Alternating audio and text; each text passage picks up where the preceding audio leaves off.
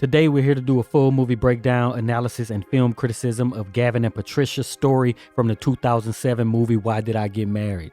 Written and directed by Tyler Perry, Why Did I Get Married tells the stories of four couples as they traverse the highs and lows of marriages complicated by secrets and lies.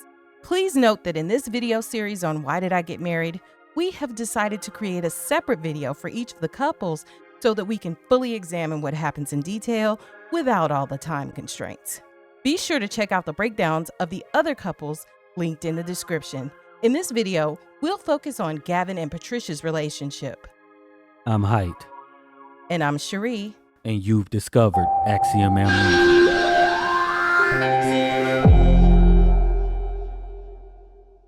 I can't wait to talk about this movie. But first, we want to thank all of the supporters who've helped to make this video possible. If you want your name to appear alongside these contributors, make a one-time donation via Cash App or click the thanks button on this video, or you can head on over to patreon.com/axiomamnesia or become a channel member by clicking the join button to enjoy all of the benefits of becoming a monthly subscriber. This is a book based on a study I did with my friends. So first, we are introduced to Patricia. And Patricia is a doctor, a psychologist, and she is talking about this study that she has done involving her and her friends, her couple friends. And they have this thing about, why did I get married? They go on this retreat each year to ask themselves a question. Why did they get married? And to help to strengthen the bond, they have exercises and things that they do on this retreat. And so the first couple that she introduces is Terry and Diane. And she says, you know, Terry and Diane know how to communicate. Take Terry and Diane, for instance. They know how to communicate all too well. And then we're ushered into the scene about Terry and Diane. Baby, I keep telling you, she's fine.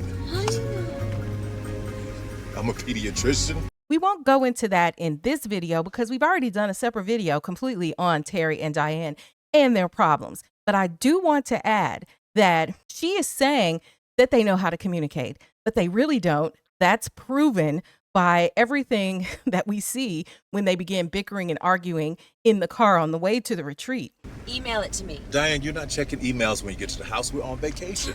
And so she was wrong about this. Patricia was wrong. I think you'll be able to see as we move forward that Patricia's judgment, I think, is a bit off. A lot of you in the comments of the video about Terry and Diane said that this was sarcasm. They know how to communicate all too well. You use this word sarcasm, that she's being sarcastic.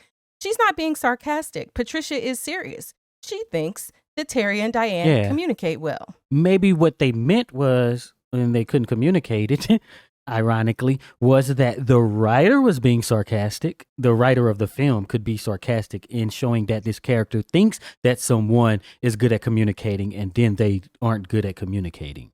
Right. And it exposes the truth that the impression that Patricia has of this couple is really not how they truly are behind doors. And we'll see that about Patricia and her husband, Gavin, as well. But this movie opens up with this doctor and Patricia, and it opens up about her talking about a study that she is doing with her and her friends and her spouse, which is the basis for the entire film.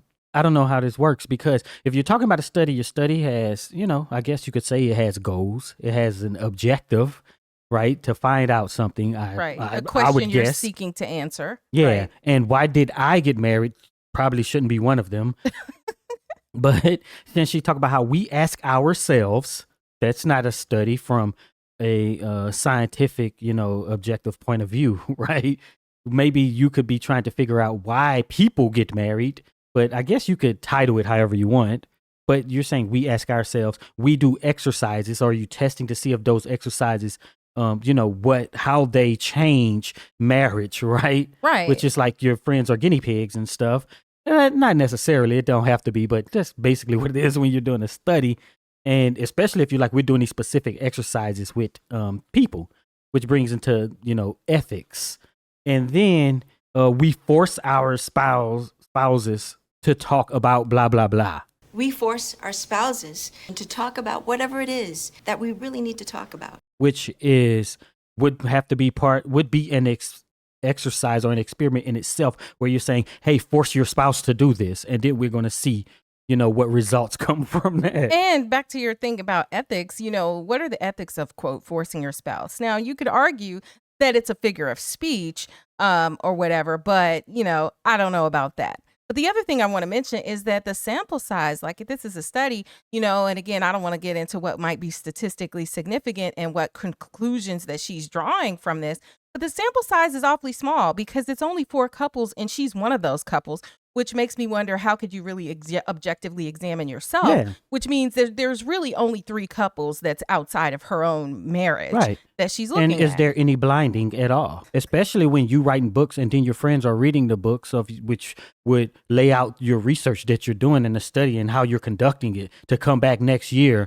and maybe change the way that they are acting on these resorts or these trips. Right. Again, I'm sure that we do have some PhDs and psychologists and other people who are scholars and academics that are in the comments and that are viewers. Who can school us on the scientific method. Feel free to tell us all about this and what you think about this quote unquote study. Maybe it's just a case study. I don't know. But, tell us what you think in the comments. What about you and your husband? What about us? So one of the students, or I guess one of the observers of this lecture, they ask a question. They say, what about you and your husband? And it seems like Patricia kind of takes offense to it, or is just caught off guard and like, what about us? But I would think the question is prompted by something that was said before this. The person asks, how is your marriage holding up? Well, I know you've been through a lot lately, and I am so sorry for your loss, but how is your marriage holding up? And she says, you can ask my husband yourself. You can ask my husband yourself. And Gavin is standing in the back of the room, which is why you're up here giving a lecture. You're the expert, right? Who's teaching us, I don't know, relationships or whatever you're doing. Will not answer the question of how is your marriage holding up. When you're a part of the study, you put yourself out there to be, an example that you would use in whatever you're doing in the field of psychology. Exactly. And what we saw here was a classic, I think, case of avoidance, right? So the student asks, and makes the comment, you guys have been through a lot. Sorry for your loss. And then how is your marriage holding up? So as the viewer, we recognize that something went on. We don't know what loss it is. A loss of what? And she completely avoids it. This is the beginning of the movie. So we're left with this question of what happened here. And clearly it's significant because Patricia becomes completely flustered. She's ending the speech. She's like, ask my husband. So then here he is. He completely avoids the answer too. We're going to be late for our flight. That's how we're doing. And he's just like, we're going to be late for our flight. That's how we're doing. Oh. And then they both exit and leave with him carrying her bag. Well, there you have it. Thank you. Bruh. At least she's dedicated. She went overtime, I guess, because otherwise you just messed up your scheduling. But right. I guess she spent extra time to ask questions. And the husband is like, hurry up, standing at the back of the room waiting. He basically says, yeah, we're going to be late for our flight. And then they actually clap for that, which sounds weird. Yeah, well, they're clapping like it's the end, clearly, because she starts walking out like this was the question that just ended the conversation. Boom, end of story. And no that's book signing, no nothing. You will not be getting a signature on the book that you just bought. But, this is the first thing that kind of indicates that there are problems in their marriage, right? There is a problem between Patricia and Gavin, and we are waiting to find out what that is. Knock, knock. Hey. How you doing, man? Good. How are you? Good to see you, Patricia. So Patricia and Gavin arrive at the cabin, and Diane and Terry are already there. And the first thing Patricia says is, hey, where is Diane? Where's Diane? She's upstairs sleeping.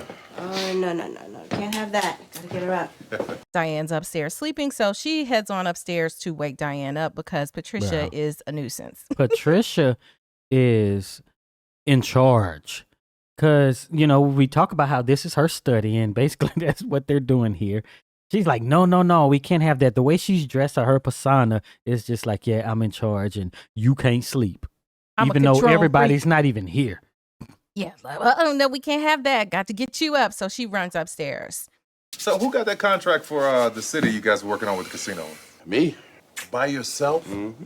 Gavin and Terry sit down and they begin to talk, catch up. And Terry asks Gavin, who got that casino contract, basically, because Gavin is an architect, and Gavin tells him, I got it, by myself, all this, and then Terry just goes on and talk about how everybody is doing what they said they would be doing in college somehow. Patricia, she's a bestseller. Terry is a successful physician. His wife, or a pediatrician, his wife is a top litigator, and Gavin, is a top architect. So everything is going great. And I'm proud of us. I think we did all right. then they get into the talk about kids. And Gavin says, if my memory serves me, then you're supposed to have 4 kids by now. And, we have a whole video on Terry and all that. But Terry is like, oh, no, you have to ask her about that. But you're supposed to have 2. And then he stops himself because clearly the loss now has to do with children. Hey, you supposed to have at least 2. Oh, man, I'm sorry about that. That's all good. Gavin is looking kind of like, and we can tell. I mean, and you can only imagine, like, the loss of a child is a painful thing.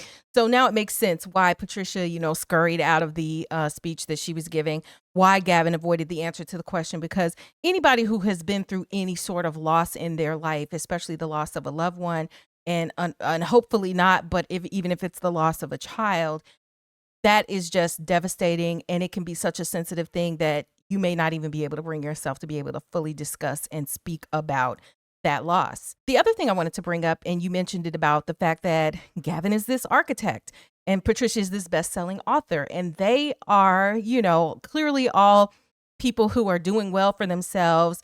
And we talk about that. And one of the things I wanted to address in that we've discussed in previous videos is this idea of like social class. There were comments in previous videos where, some people didn't quite understand what we mean when we're talking about class. As we know, Angela, who is one of the other characters in here, we had pointed out that it felt like she had come from perhaps a different class than, say, Gavin and Terry and Patricia and Diane, because they were all college friends.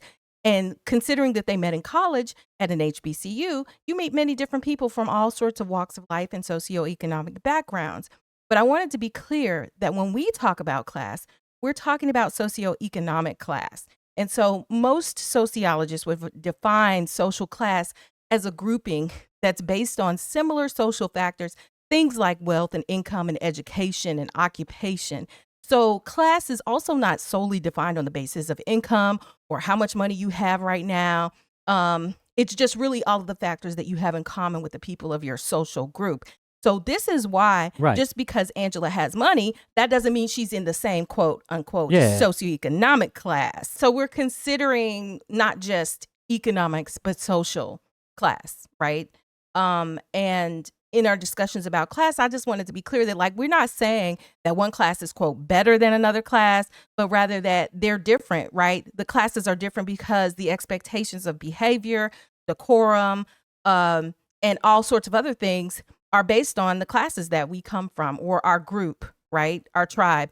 If we're from one place, we may behave and act in one way. If we're from another place or another group, we may behave and act in other ways. And the easy way to me to think about this is like if you think about somebody who's from a foreign country that has different customs, right? And we would never question that, hey, they do it like this over here, but we do it like that over there. It's, kind of trying to make an analogy, kind of a similar thing there. But anyway, I just wanted to get that out of the way because it needed to be addressed because it's come up in previous conversations. Yes, but is it odd that none of them have similar occupation? Like, you don't have multiple people in healthcare. They're just broadly all over the place. I think that's like with the writer, right? The writer was like, okay, I'm going to have like one physician doctor, right? That's Terry. I'm going to have another PhD doctor, the psychologist. Then I'm going to have, some other type of professional. We have the architect. Then, a chemist turn basically business owner who is like Angela. And we have a homemaker. Somebody who plays sports, Sheila. Yeah. Right. Marcus plays the sports. And I don't know, what in the heck does Mike do? I don't know what his occupation was. And we know Sheriff Troy, was the sheriff, law enforcement. From this movie, is there any indication of what Mike does? No, not to my knowledge and recollection after seeing this movie already 4 times. And this is being the 5th time as we're doing the 5th run of the different videos that we've done on this movie. And you think, we haven't seen something or heard something, we watch this movie over and over. Yeah, this is not just from memory from years ago. Each time we make the video, we are watching the movie as we make the video. If you watch multiple videos we've done on this, consider hitting subscribe, becoming one of the clan. Patricia has gone up and is interrupting Diane's nap that she needs to refresh herself after the long drive all the way to Colorado with Terry.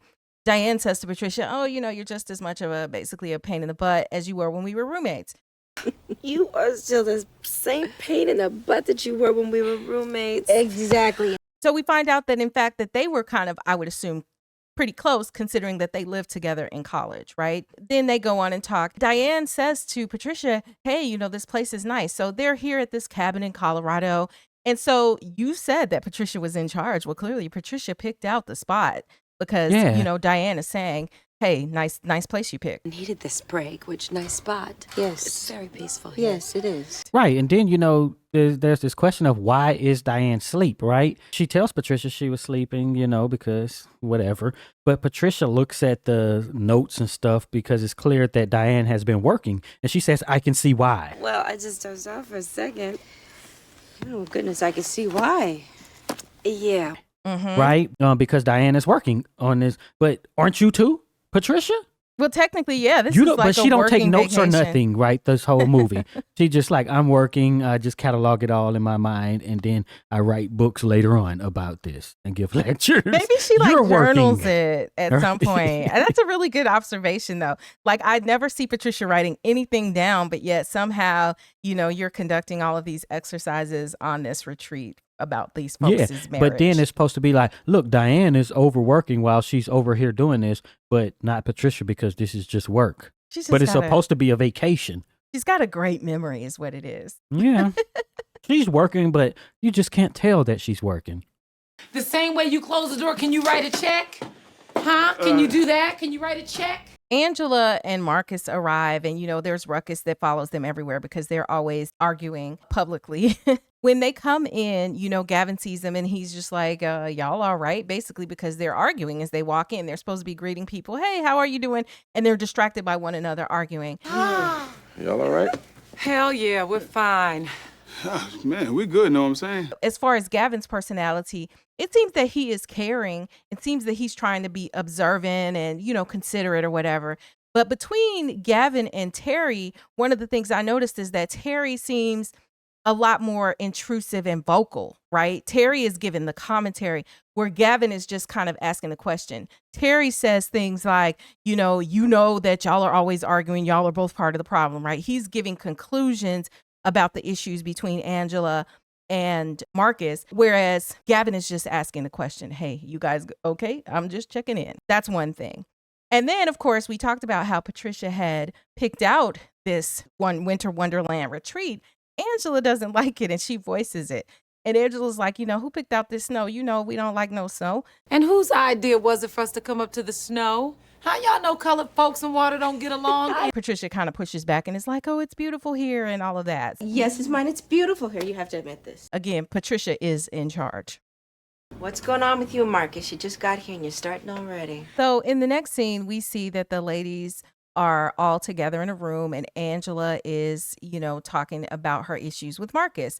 And this is prompted by Patricia, who is like, what's going on between you and Marcus? You just got here and you're already arguing. So Patricia sits and listens intently as Angela explains that they're arguing over Marcus's baby mama and the problems that they have with her and all of this and how annoying that she is. The things that she says to my daughter about me. That's not cool. And so Patricia's like, well, have you asked him to talk to the baby mama and stuff like that? Have you asked Marcus to talk to her? Are you kidding me? That's what starts the fights in the first place. She says, yes, but I think he's lying. She's like, how do you know he's lying? Marcus says a certain phrase every time he's lying, which is, know what I'm saying?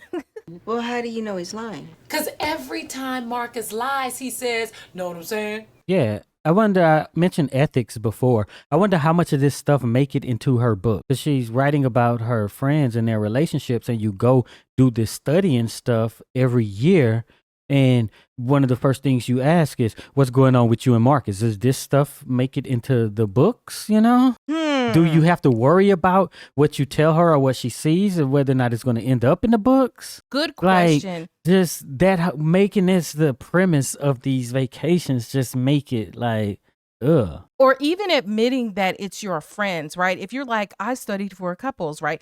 But you don't expose them. Because if I'm your friend, I don't know that I want my business in your book. But yeah, that's a good question. How much of it is in the book? What is in the book? Yeah, is it Harper's book? Just telling everything. And y'all remember Harper from The Best Man? Yeah. And you know, that's part of those studies. You don't know you're being studied so that you won't alter your behavior. But all these people know they're being studied and they know she's going to write about it and talk about it publicly. And you know what else it's weird for? It's weird for Black culture because I was just joking with a friend of mine I was talking to the other day, and she said, you know, Black folks will be like, you know, we may not have anything, but we got our business. What? Yeah, meaning that, you know, like if we don't have a lot, even if we, you know, are poor or whatever, that we have our business and you better stay out of our business. And so the idea that within Black culture that people would feel oh so comfortable with having their business be in Front Street in Patricia's book, to whatever extent it is odd to me. Because we do see Marcus and Angela always arguing and everything, right? Is that in the books? And do you talk about Angela the way we see Angela on screen? And when she wrote the next book, and, you know, as we assume you all have seen the other videos or have seen this movie before, but spoiler alert, if you haven't, you know, when they get to the point where they start exposing everybody's secrets, in the next book that she writes, are the secrets in the book, you know, or does she say a devastating secret was exposed? Does she expose her own secrets that were exposed? You say you that? know, I don't know. I got questions. Because that's a big climax in your book. All of these couples were going through these things and it got to this tipping point where all of these secrets came out. I don't know if this should have been a study or not, or somebody's writing a book of this. It's very disturbing. I don't think the problem is the studying of the people.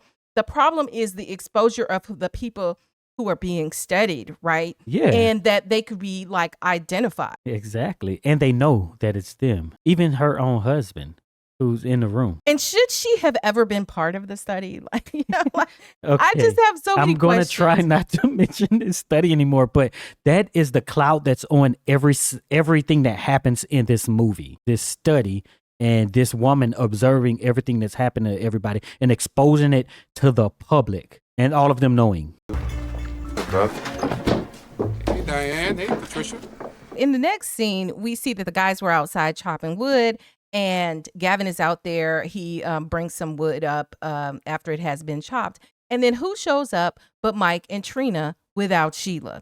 And if you want to hear the fine details of us discussing how ridiculous and terrible this situation was, be sure to tune in to the video that we did on Mike and Sheila, where we talk about that in full detail. But in this case, we're really kind of focusing on Gavin and Patricia. So Gavin is looking around like, you know, how is he showing up without Sheila? You know, how is Mike showing up with this woman that none of us know? Who is this? I'm Trina. I'm a friend of Mike and Sheila's. Patricia is like, I got to bring it up this study. You're messing my study up. Her mouth is gaping open like, wait, who is this and why are you here? This is a retreat of a study for my book where I'm going to tell everybody's business. And you are not part of that. You are not part of this study that I'm doing. Yeah, so now you got one couple that basically gets dropped off if Sheila don't show up. And you already know that she doesn't have a very large sample size. We can't have a couple getting messed up, you know. And then in addition to that, and here's a question that just pops in my mind, because we all know what really happens, you know, that Sheila and Mike, you know, get divorced and whatever, and that Sheila winds up with Sheriff Troy, right? But my question is this like a whole new couple? Do you start studying Sheriff Troy? Like, how do they work all of that out anyway? My. Yeah, so y'all have to wait for us when we do part 2. Which we are going to do. Yeah, that we're going to talk about that too. Patricia does boldly ask, who is this? Like, Harper, who is this woman that you brought up in here? But when Mike suggests that, yeah, it should be okay that they stay over here, you know, Trina, stay. Patricia, you know, when asked, she's like, yeah, that's cool, you know, whatever.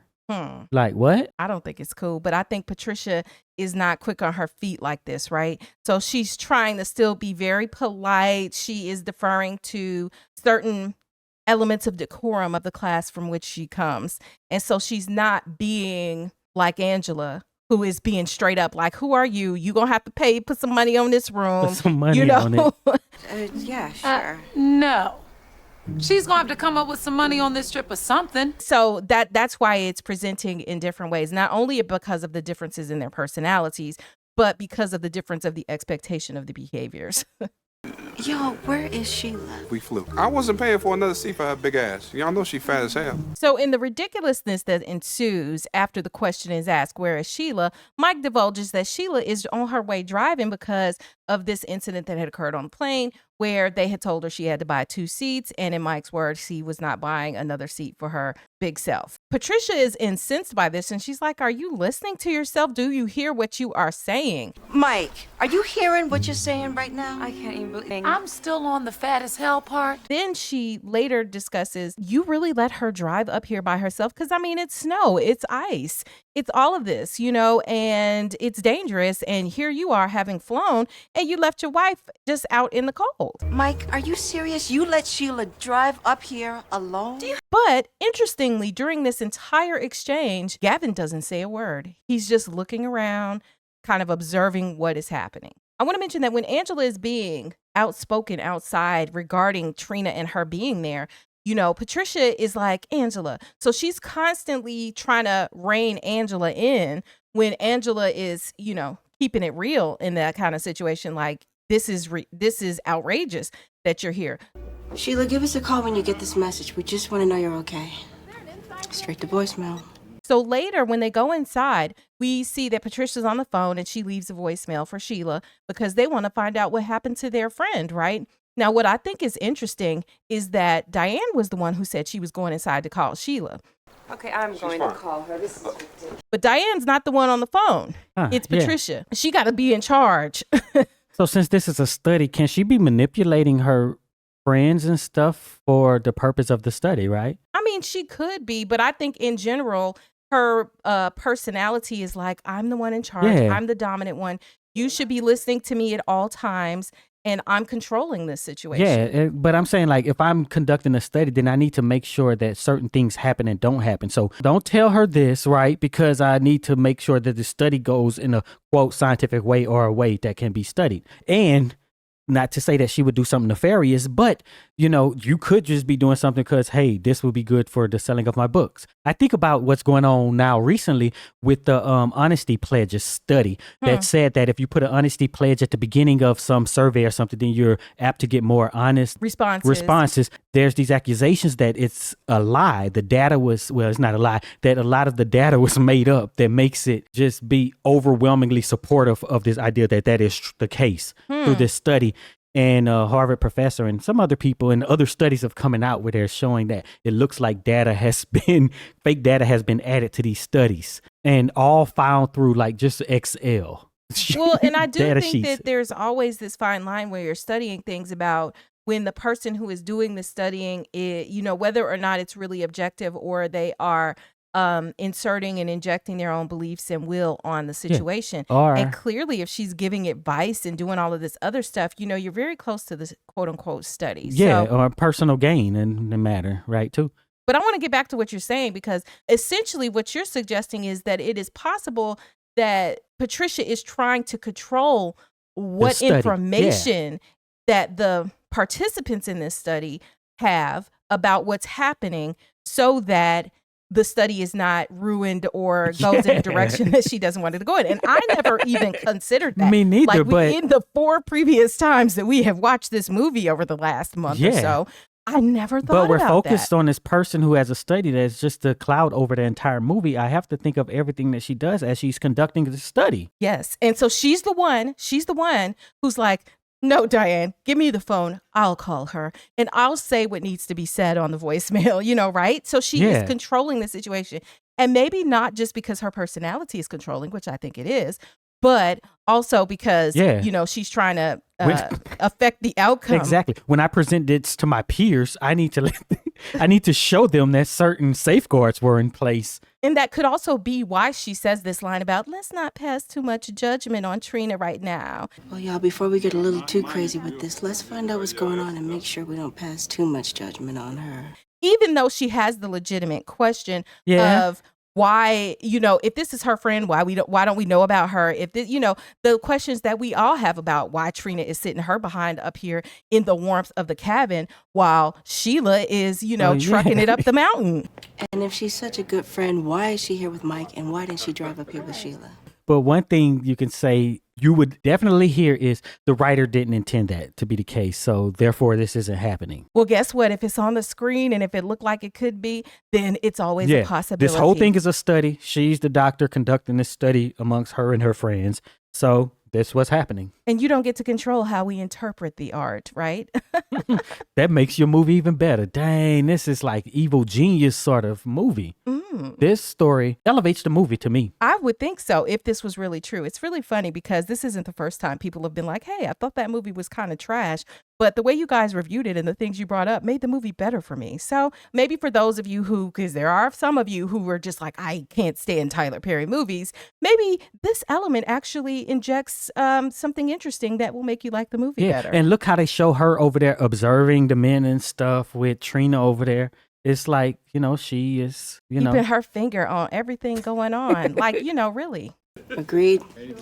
No, I don't like her. Go ahead, Patricia. Well, we know about the nomination. Nomination is just a front. She won the award. In the next scene, they are all out on the porch with a fire burning. It's cold outside, but they're cozy in their fur coats and various wonderful winter wonderland outerwear. And so then we find out that Patricia has won an award and she's invited all of her friends to the award ceremony in DC. And so they're very happy about, she and Gavin are happy about this award. And so then, of course, as usual, Angela and Marcus start fighting one another. Well, maybe one day I'll drink to you getting a damn job. Yeah, hey, Marcus got a job, guys. At one point, Patricia intervenes in the fight. Why you got to be? No, why you got to be? You guys, hold on. And she's like, you guys, there's such a thing as fighting fair. And you know this. I taught you this the last time when, we practice these things, right? Angela, Marcus, there is such a thing as called fighting fair. You guys know this. We learned this on the last vacation. Once again, we're starting with Patricia. Actually, this is like where she's really starts to get annoying to me. It's just annoying. Between her voice and how she comes across here, it just is like, okay, Patricia, enough. Right. All it means is that you speak in a calm tone, okay? You don't press each other's buttons and you don't hit below the belt. All it means is speak in a calm tone. But then I don't like what happens with Gavin because he turns into her somewhat too, he right? backs her up and whenever they're it doesn't public. mean when the minute you don't right. you don't say something worse to hurt them. And when somebody says something to hurt the other person, you don't say something worse to hurt them. You don't press each other's buttons. And how he delivered it. Yeah, right. So to me, I was like, Malik Yoba is this great actor, right? And when he starts off, hey, did you tell them? And he basically says the nomination is just a front. She won the award. He looks genuinely happy. And I think it takes a good actor to do that, right? Because if it's a bad actor and they look genuinely happy, I don't know if it's because you're just not a good actor and you wasn't supposed to look genuinely happy. Right. But with Malik Yoba, I know he's genuinely happy because Malik Yoba looks genuinely happy delivering that line. Exactly. But then when you have the line of, it means that you don't do this, and it just makes it look like, why is this guy delivering this line? This is beneath his caliber. Well, but I think what it is that he always is going to present a united front that he is 100% supportive of his wife publicly. Now, whether or not that's what's happening privately is a whole nother question. But I do think that they want to present that their marriage is more perfect than everyone else's. But I think it's in there just to establish so-called facts, right? And to push whatever morals or beliefs that the writer wants. And that's the only reason those lines are in there. But one thing I noticed in the scene is that Mike, Marcus, Patricia, and Gavin aren't drinking. Well, it appears they're not drinking. Everybody else have wine glasses, and they don't. Another thing that I did notice that because they're having other conversations and arguments surrounding this is that there is a point where Patricia and Gavin are actually genuinely kissing one another in the mouth. What the hell are those two over there whispering and giggling about? You know, so while everybody else is talking. yeah, they're being affectionate, like they're showing and it looks genuine. I don't think that they're faking it in this moment, but I do think that their public persona is definitely very crafted. Obviously, I think that they love one another. That to me is not a question as to whether Gavin and Patricia love each other, but there's something going on, and of course we know that they've lost a child at this point. And that may just be the challenge that their relationship is facing, you know, in dealing with the grief and getting beyond the loss of their child. And I think that could contribute to whether or not you are a drinker too, right? So you have Marcus who doesn't drink. I'm guessing, I'm not saying he don't, but he's not drinking in he's this not scene. drinking in this moment. You know, there are people, hey, I'm in a social environment, we gonna drink. So he's choosing not to because of his wife, possibly. They lost kids with an accident. Y'all probably seen the movie, right? So that could be a reason not to, because even if it's alcohol isn't necessarily involved, it could take you to an extreme, like, okay, I don't want to be a person who drinks, you know, and that sort of thing. But why does Mike not drink? Because he's manipulating the ones who drink. Yeah. Like, I gotta stay sober for my manipulation game. Trina can drink because, you know, Mike is her protector in this moment. You know, that is, he's gonna protect her, fight back against Angela, who might make snide remarks and stuff. And then of course we know Angela, I don't know if I'd say Angela has a drinking problem. I think they're trying to show that. But she drinks a lot. Yeah. Let's just put it that way. We know Angela drinks a lot. When she got there, she was like, let me drink. It's still daylight. She's going to drink every opportunity to drink. Yeah. So with the way they all portray themselves, it looks like Angela and Marcus are the only ones they are the most transparent. I'll just say that. Not the only ones. Yeah. But they're the most transparent in this study.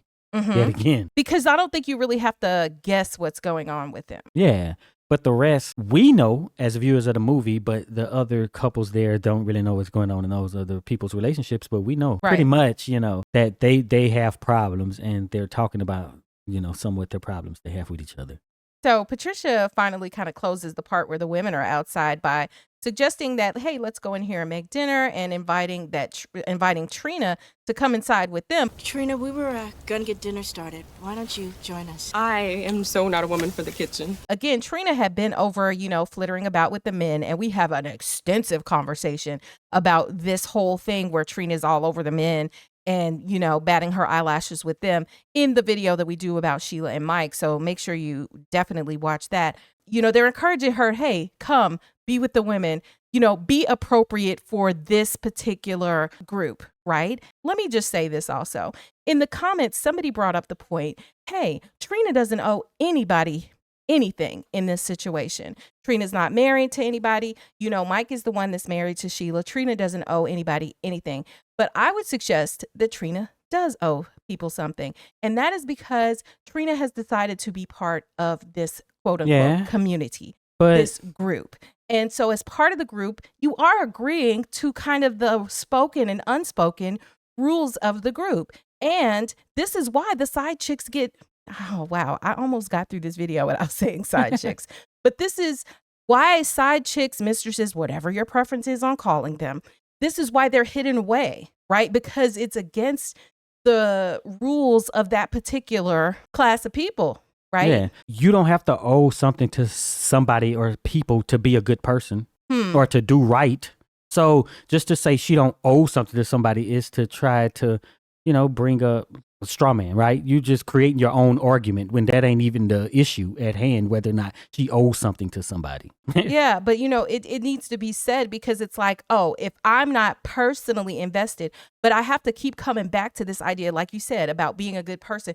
Part of that and the morality of that has to do with that I have opted to be a part of a community. And that's what it means. What about the community? Or when you go, when in Rome, right? When you go to a particular place and you got your cheeks out, that's not accepted there, then you are being disrespectful to those people. And then they gonna handle you the way that they handle you there. Yeah. But you can't go over there, people, customs and stuff that they've been doing for who knows how long, and who knows how acceptable it is to a great deal of people there for you to be like, y'all are all wrong and I should be able to do this over here in your spot. Just like if I go into your home doing things you don't want done in your home, you're going to say I'm disrespecting you. Yeah. Even though I do it different in my home, I don't go to your house and tell you, no, that's just okay. Right, because it's clear from some of the comments that we've had about this dynamic of Trina's involvement here that some of you don't understand how Trina was really being disrespectful, that it's perfectly acceptable because Trina's out for self and what really did she do wrong, blame the husband and all of, basically because there's this idea of like, if the husband is the one who's cheating on his wife, he's the one who has betrayed an agreement, right? Not the side person, and it could be a side man too, right? But she was professing to be the wife's friend. She also came up and about the group that the wife is a part of. Like it's disrespectful. And everybody there felt it was disrespectful. And if you think it's just not, then bye, leave. Go amongst people who accept it. That's how and that's just friendships work, right? It's when it's when it's wrong. And now we're back to the conversation about socioeconomic class. We're about the conversation about class and how people behave. I would suggest that there are some classes of people who are more transparent than others. The class that Angela comes from is more transparent. She's going to tell you straight up, go to hell. Yeah, but I think class is like culture in a sense that, well, certain classes. Yes. Yeah. It's like culture in a sense that people want to push that onto others, right? Some classes, like, nobody can get in. Like, y'all can't, we don't want you to join this class. Right. And some classes are like, come on, we want everybody to be like us to make our class, more accepted or, more of the norm. And classes who are considered to be more exclusive would not want to allow people who do not follow the norms of that class in. They don't want people who are different. They don't really want diversity. They want you to be kind of like born into the class. You're here, you stay here. This is why they ask questions about your pedigree and your history versus other classes where, like you said, it's like we want our customs and our ways of living to grow and more people to be accepting of them and, whatever it is. And no matter what aspect of the class or culture that is, right? Whether it's the music, whether it is, all sorts of things, twerking in the streets, whatever it is that folks do. Yeah, 'cause these conversations I had all the time with culture, like, oh, we think it's fine that white people come and do hip hop, right? But then country, it's like, we don't really want black people in here putting their own spin on this. Do it our way. Yeah, and it's tough. It's tough because, and then on the flip side of that, it's kind of like, oh, well, if you're from a class that was more welcoming to others that were considered outsiders, then when you might, cross a boundary into what's considered somebody else's lane, like in the music is a great example of it. As a black person, if you start singing country music and then, over at the Grand Ole Opry, they're like, no, this ain't gonna work out. You can kind of feel like, well, wait, we let you and you're not letting us, but the rules of the game are different depending upon the group that you're talking about in the class. Yeah.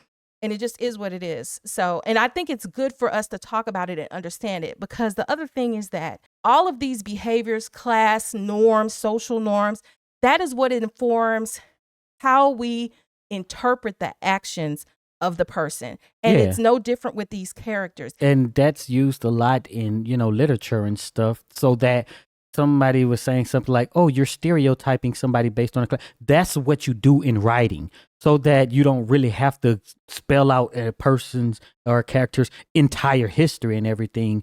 You use class as a stereotype to put them into wherever you want them to be, so that your reader can think of them a certain way. Right, and so that they're recognizable, right? Because you say, hey, they were part of the nobility. All right, now we established something. Or if your background is more like, let's say, Patricia and Gavin, then you recognize them. Patricia and Gavin's in your own world. If it's like Terry and Diane, Terry and Diane's in your own world. If it's like Angela, you may know Angela's in your own world. And that also helps you to identify with various characters. So, but these are all good discussions to be had. And again, I got to go back and say, it's really highlighting differences. It's not saying it's better to be Angela than it is to be Diane. Better to be Patricia than it is to be Angela, right? It's just saying, this is who this character is. This is how they behave. This is why they behave the way that they behave. And this is how we should interpret their actions on the basis of who we know they are. Okay? Because that's what we're doing. We're analyzing this. Yeah, and these aren't real people. These are characters. So we're not talking about real people either. Somebody said we were gossiping about the characters. You're gossiping about the characters. Okay, help me understand. But all right. You know you're wrong, right? You know you're wrong. Tell her. For making Sheila drive up here by herself. So as the men are left by themselves outside, they begin to have a conversation. And Gavin, I find it interesting that he starts out off the bat like, you're wrong. You're wrong for making Sheila drive up here by herself. So he's clear, I feel like, about who he is, his judgments, and that's that. But then the next question is, who is this girl? Who is this girl? She's sexy, ain't she? Are you hitting that? Plead the fifth. Like, he's not getting ready to play the games. He's not getting ready to just sit here wondering. It's not acceptable to him to just be satisfied with the insinuations of what's going on. He's like, tell us who this girl is. And of course, Mike confesses essentially that, he's dealing with her. And one thing that I do wonder, as we analyze both Terry and Gavin, we already talked about Terry at length, but what is the difference between Terry and Gavin? Like, what are their personalities? Because they're both kind of these professional guys. They both seem very straight-laced and very play-by-the-rule type of guys. Yeah. I was thinking about that because, they got into the conversation. Oh, it's been 10 years. You never get cheated. And both Gavin and Terry is like, no. And I'm thinking like. Hey, look, I'm with Terry. He's right. Y'all been married 10 years. 10 years. No. Never? These characters, Marcus and Mike, are bad cheaters, right? Mm-hmm. Because your boy, from what we know at this point in the movie, has some disease, right? And he's doing whatever, and it looks bad the way he's hitting doing the baby it. mama, He had has no a real kid outside of his relationship. Yeah, no regrets or nothing. Mike is just talking terrible about his wife and everything, and blatantly here with this woman, Trina. And these two, they're like, oh, we have these successful jobs and everything, and we, are good men. Where is the noble or moral cheater, right? Like, I think those are some of the things you got to think of when you're writing. Oh, he's straight-laced and good and everything, but, he actually did slip up and cheat, if you're going to have a story about something like this. But, yeah, it's like your character is all or nothing. And it might have been good, actually, for Terry's character, right? Because, the noble cheater might have been the guy who, some woman came on to him and everything like that. And he was at a point of weakness because, here he is begging Diane to spend time with him. And he's feeling neglected and lonely, and I won't even say the noble cheater, but, something that might, be maybe a little bit more understandable, nuanced, exactly.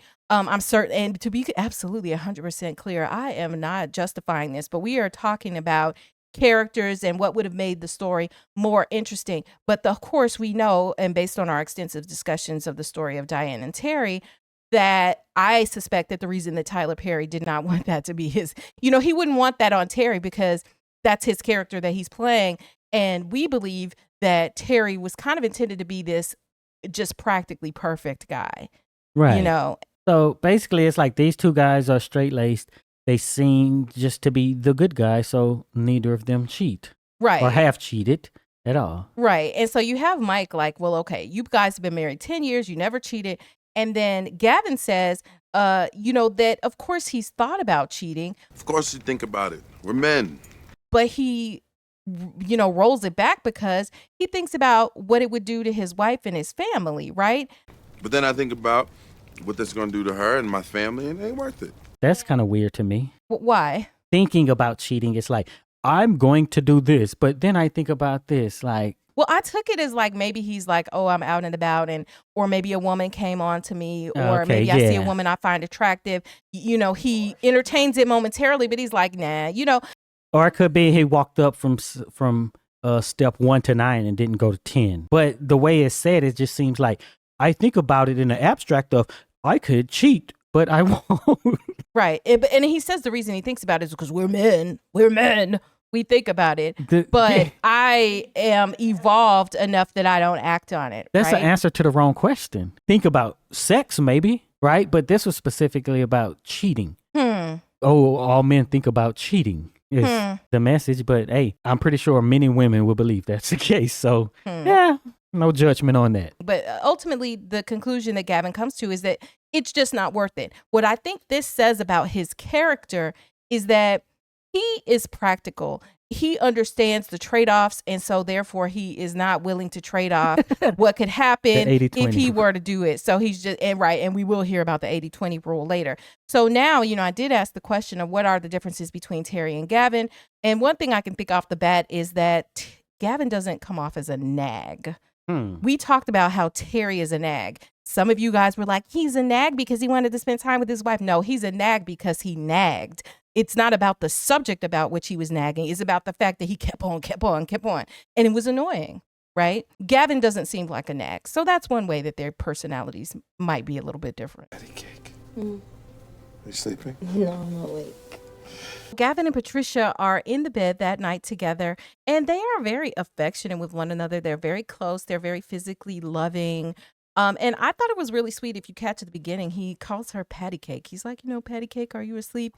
And I'm like, he has even a little pet name for her. Bruh. He leads in from the Patty Cake, to, so when you and the girls were together today, did you talk about kids? When you were with the girls today, did you guys talk about kids? And then Patricia's like, baby, please don't do this. It's not. Baby, please don't do this. Don't do what? I know where you're going with this. the time right now. And it's just not the time right now. This time for what? And then Gavin is like, I'm just asking. Then Patricia sort of, I think, redirects him, right? She's like, do you know how much I love you? I'm just asking. You know how much I love you? I love you more than all the words in all the books. She turns into a little kid, and she talks about all the words in all the books, right? Yes. I love you more than all the words in all the books in all the world.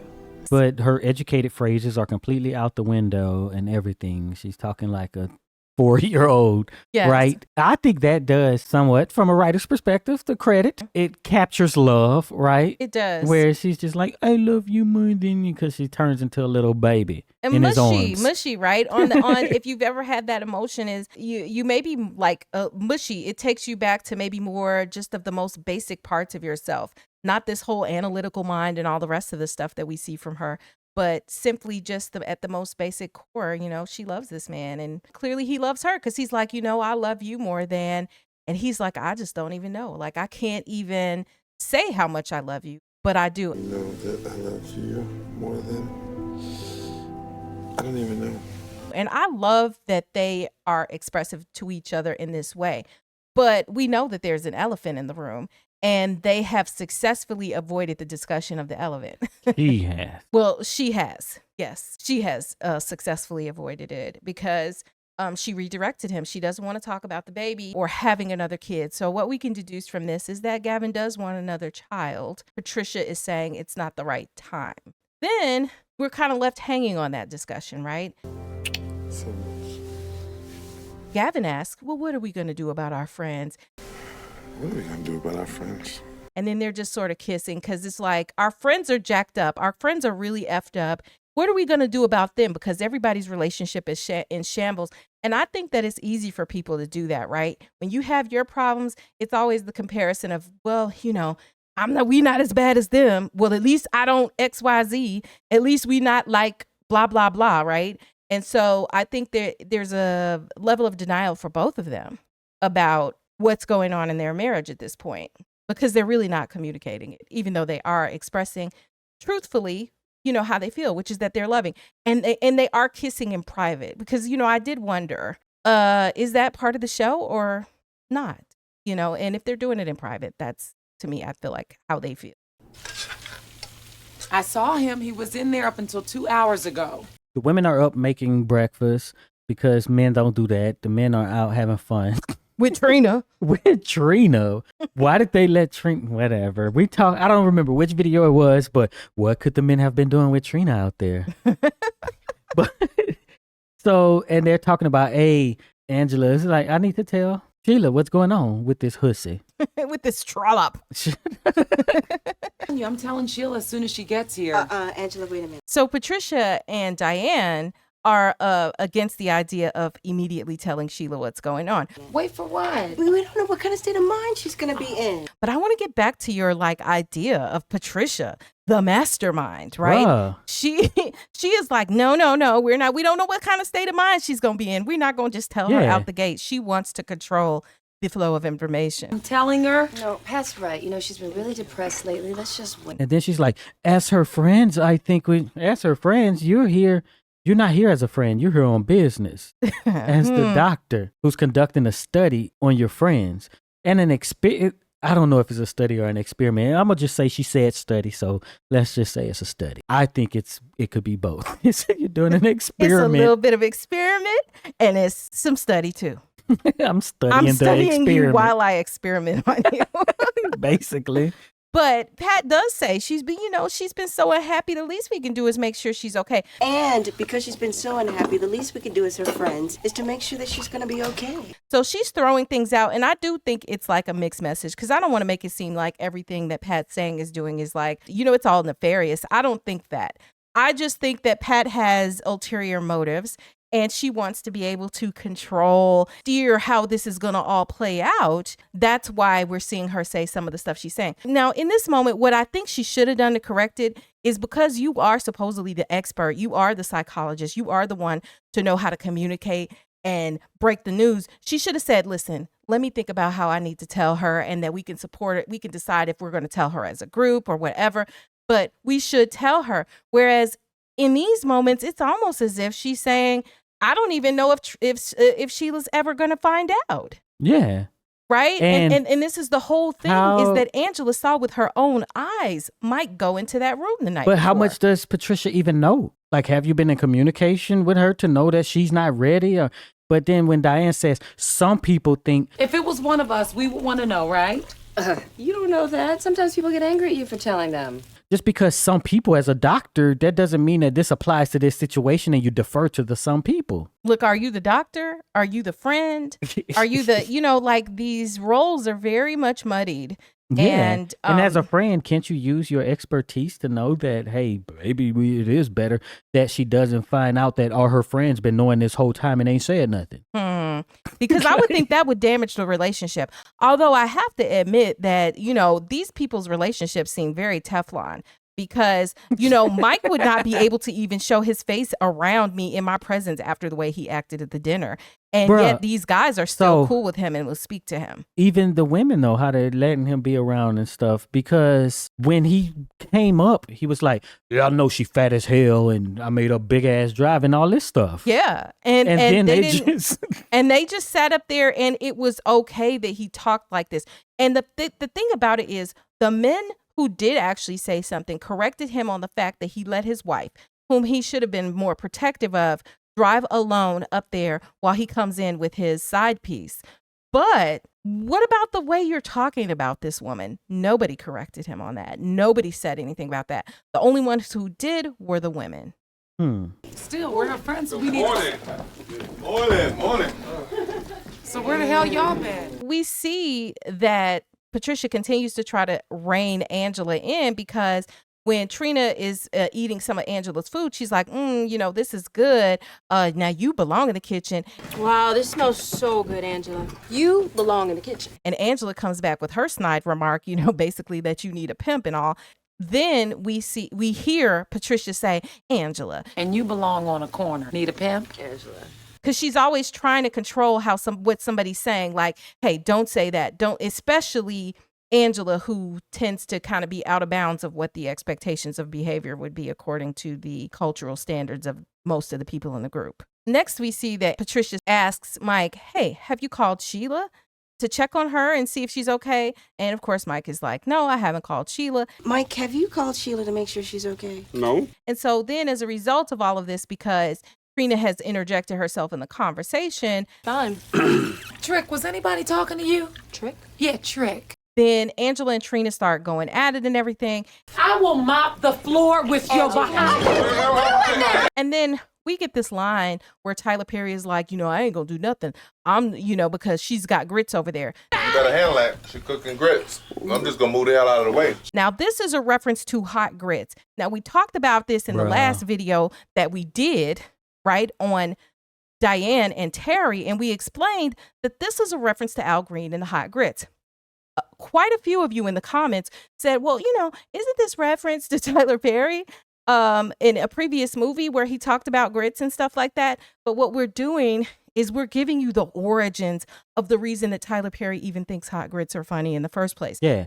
The reference in the previous movie is about Al Green. Exactly. That's the origin. And because we know, look, we're old compared to some of you all who, might, be quite young, right? And so we're telling you the references that we know that you'll miss because at the time, well, nowadays, nobody's talking about Al Green and hot grits. But when we were growing up, they were. Yeah. And it was a mainstay of comedy, right? It might be similar to The Elevator, right? If I say, oh, they're on an elevator, you may think of Jay-Z and Solange and them, right? Mm-hmm. It's like that. Hey, divas!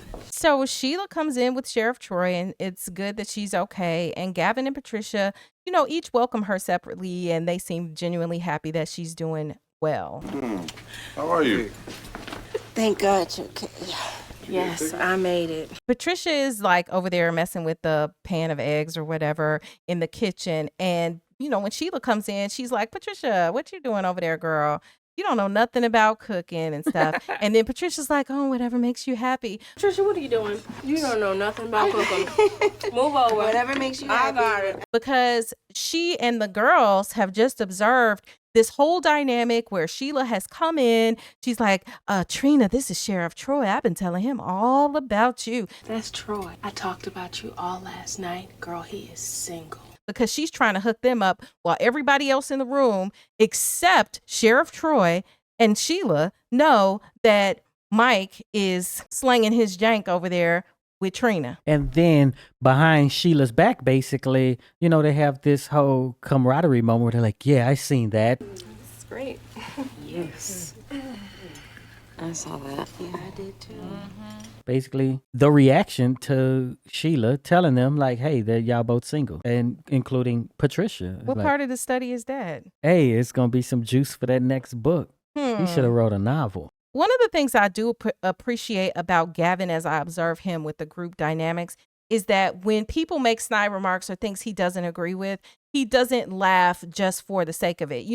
Like Mike is saying all kind of out of bounds stuff, and other people when Terry is making his jokes and stuff, he just kind of is like, you don't see him just kind of go along to get along laughing. And I even remember in the previous scenes where Mike was talking bad, and calling Sheila fat and stuff like that. He was clearly outwardly disgusted by Mike's behavior, and he did not crack a smile. And, because sometimes people, even if they think what you did was offensive, they'll smile because it's just an awkward situation. And I do at least appreciate about Gavin that he doesn't seem that way. Something's going on with you, and I can feel it. So the ladies are out shopping.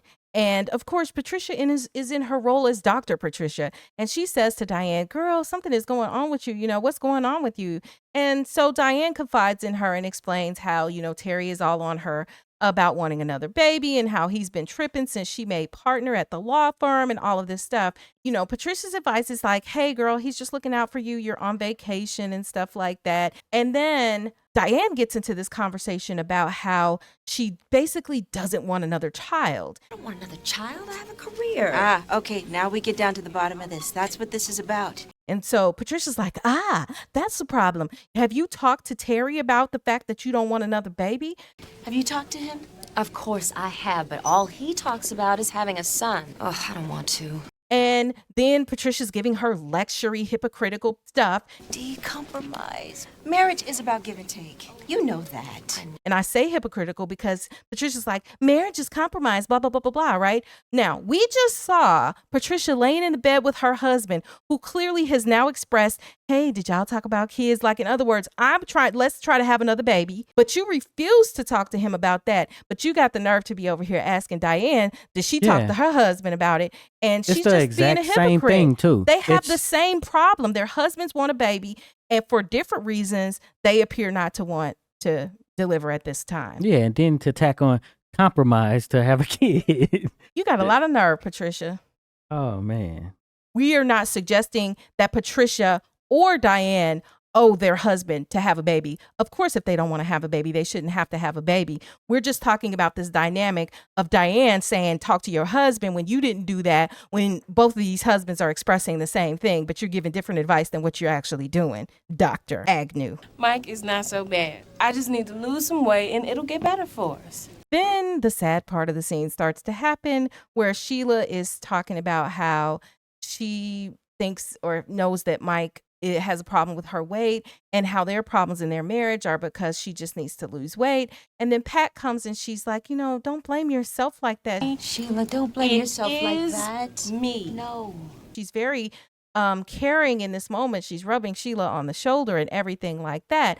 And then finally, Angela, who acts like the only one with sense in the scene, says, Sheila, let me just tell you what's going on. First, we have Diane who steps in like, no, Angela, like, don't say it. All right, Sheila, honey, look, I gotta tell you something. Angela. And then when Angela continues, then you hear Patricia say, Angie, like, don't say it. What?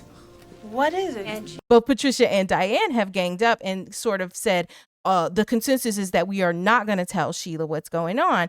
And we see in this scene, like, Patricia just trying to run interference because as Angie and Sheila start getting into it as a result of the fact that Angie doesn't like Trina. Of course, Sheila doesn't know why.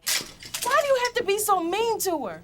Sheila, I don't like her. You have Patricia physically putting herself in between kind of the two of them to make sure and try to control that nothing that she doesn't want to happen happens. Angela. I'm just what? They treat Angela the way that Trina should be treated. Right? Because even after, Angela tries all this, she's not ready. What do you mean she's not ready? You're not ready for it to come through in your study that this is told to her? Because think about it. If this is like you're studying, you're like, now I can have a cheating spouse and a mistress sort of a thing that we can study. Don't tell her. We need to wait to see this through and see if she notices or, tell her at this particular time. Exactly. Right. But she is, Patricia is just really trying to control everything. But, we see that things are kind of leading up to this fever pitch. And even at the end, where there's supposed to be this comedic relief, right? Where the white store attendant comes up and she's like, we don't keep cash in the store. We don't keep cash in the store. Because, of course, we have these black women in the store and the insinuation is that they may be stealing, right? Or that they might try to rob the store. Then we see Angela go off like she's about to chase this woman and, get her straight. And Patricia runs after her, Angela. Yeah. Did you just say that because Angie, girl, deal with because she's gonna, still try to keep Angela under control, because she's acting crazy in her mind. That was the worst part of the movie. Like, why is that line in there? What? We don't keep cash in the store. Cheapest non-relevant joke. Well, maybe because it's a valid experience for bougie black people who are in places where but black people what is this usually movie aren't. about? Like, come on, it's just so ridiculous and just like maybe Tyler Perry had that experience. It's kind of like the Oprah and he experience. just had to throw it in somewhere. I'm gonna put it in the movie some way. Yeah, and Oprah and Tyler Perry are friends, but it just made me think about, when Oprah was saying how she had gone to I forgot what store it was, but one of these high-end stores in downtown Chicago or someplace like that. And the people would not let her in. And she's Oprah freaking Winfrey at the time. They're like, no Negroes allowed. Yeah, but like, just to say, if it was other situations like that, but this is the only outside of the entire movie. Besides, at the beginning on the way. You go outside and this other character shows up who's just like, we don't keep cash and you're watching me in this store. Like, it's has nothing to do with anything that's going on in the movie. It's just, I guess this is supposed to be a Is it supposed to be a comedy? We have to laugh right now after something sad, yeah, right? But that's really what you just kind of threw in there. We have these intense moments with people arguing, with sad parts where Sheila's talking about being too heavy. Give me a slip on the snow joke. Slip and fall laugh. I keep trying to tell your brothers about the 80-20 rule. The what? The 80-20 rule. The men we talked about this a bunch of times.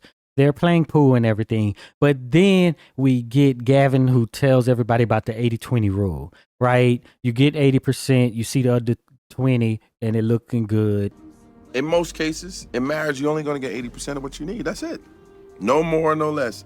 And then you go for the 20 and then you realize you're missing out on that 80, blah, blah, blah. Here comes this woman offering 20%. Now, 20% looks real good when you ain't getting it. So what my whole thing about this is we kind of talked about how if Gavin could have been the not perfect guy who maybe slipped, or Terry, right? Mm-hmm. It could have been Gavin for the reason that. But the problem is you're going to leave 80 thinking you're getting something better and you end up with 20. So we know that Tyler Perry, he borrows from classic black films before him, right? Yes, Much he like does. many filmmakers borrow from before them. He missed a great opportunity for a waiting to exhale moment where he could be like, I know this because it was me, with Robin and Savannah talking about the trying to leave for a married man or whatever, moving to a town for a married man. There was this one woman in your same situation. This man kept saying he was going to leave too. So there's a scene between Savannah and Robin where they're talking poolside, and Savannah, is this side chick to this doctor who has a wife and a child, and she's hoping that he's gonna leave his wife, and so she's trying to get some advice on what to do, and they're talking about it, and then Robin confesses this story about a woman who was with a married man, and then she leaves town even that she's in to go move to the city where he lives, quits her job and everything, gets there, and then finds out that she's 3 months pregnant, and he dumps her, and she winds up having an abortion. He could have been like, yeah, there was this situation where, I did slip up. I never told y'all, but for a couple days, blah, blah, blah. That's how I know. Right. That I this did is the step case. out of my marriage, and it just, but I never told Patricia. But think about how this may have affected what happens next. We know that big scene at the dinner table.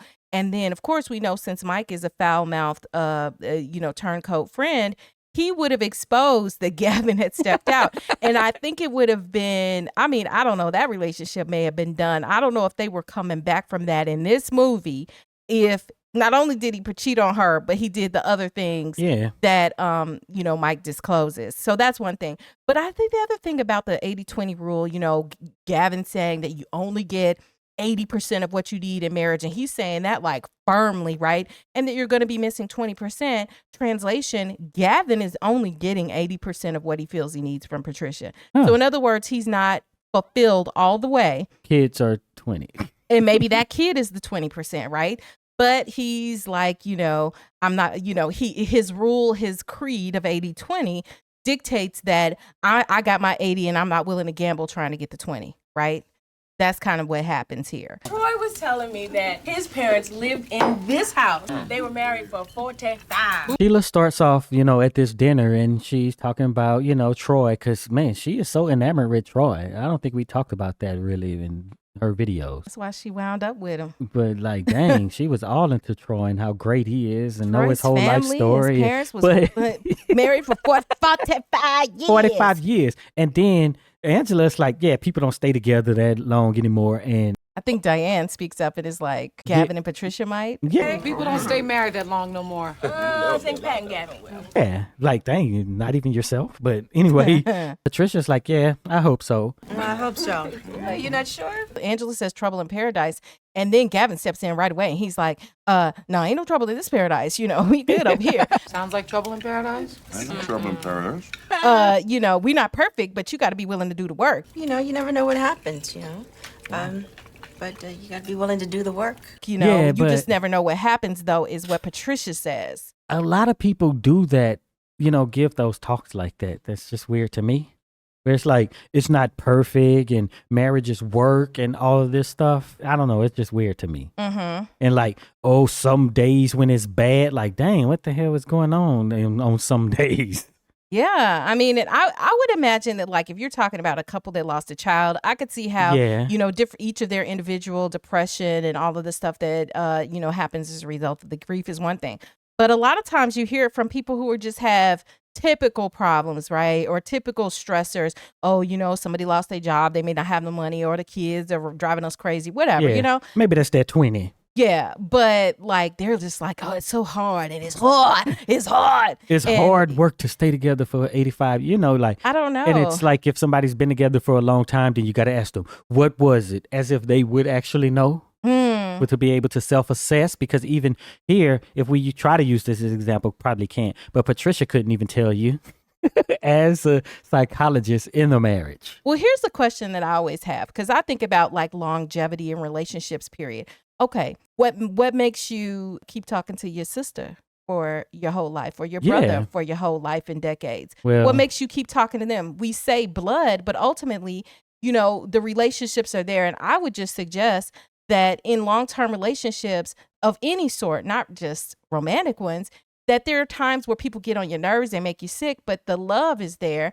And there's a lot of forgiveness that happens. And as long as it's just some flagrant stuff like what Mike is doing, come on now.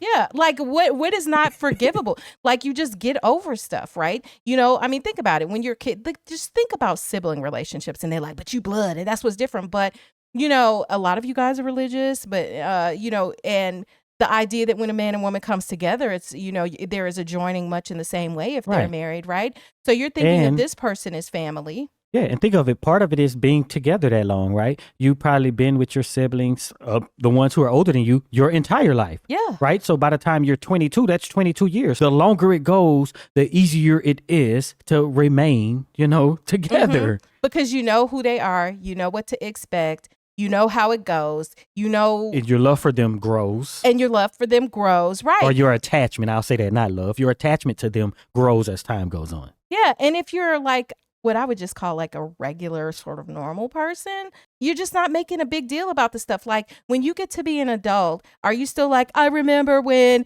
we used to fight as kids or something like that?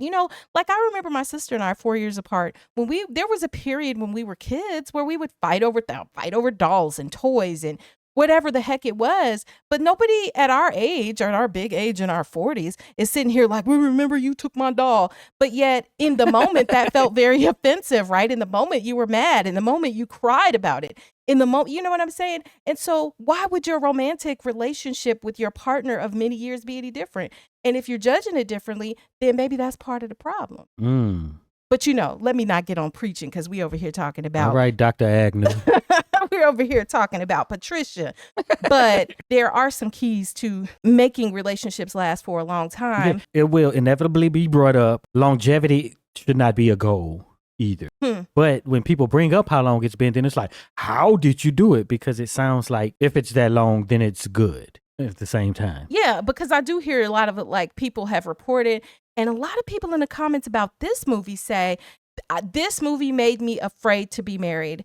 This movie made me afraid to have, to commit in this way and all of that. And that makes me very sad to hear. It's not a documentary, though. This is a made up film. This is with outrageous circumstances. Yes. It is written to be extraordinary. And somebody in the comments had made this comment to me, and I went back and forth with them. Not in a bad way, but we had a great discussion about how they had never seen an example of a successful marriage.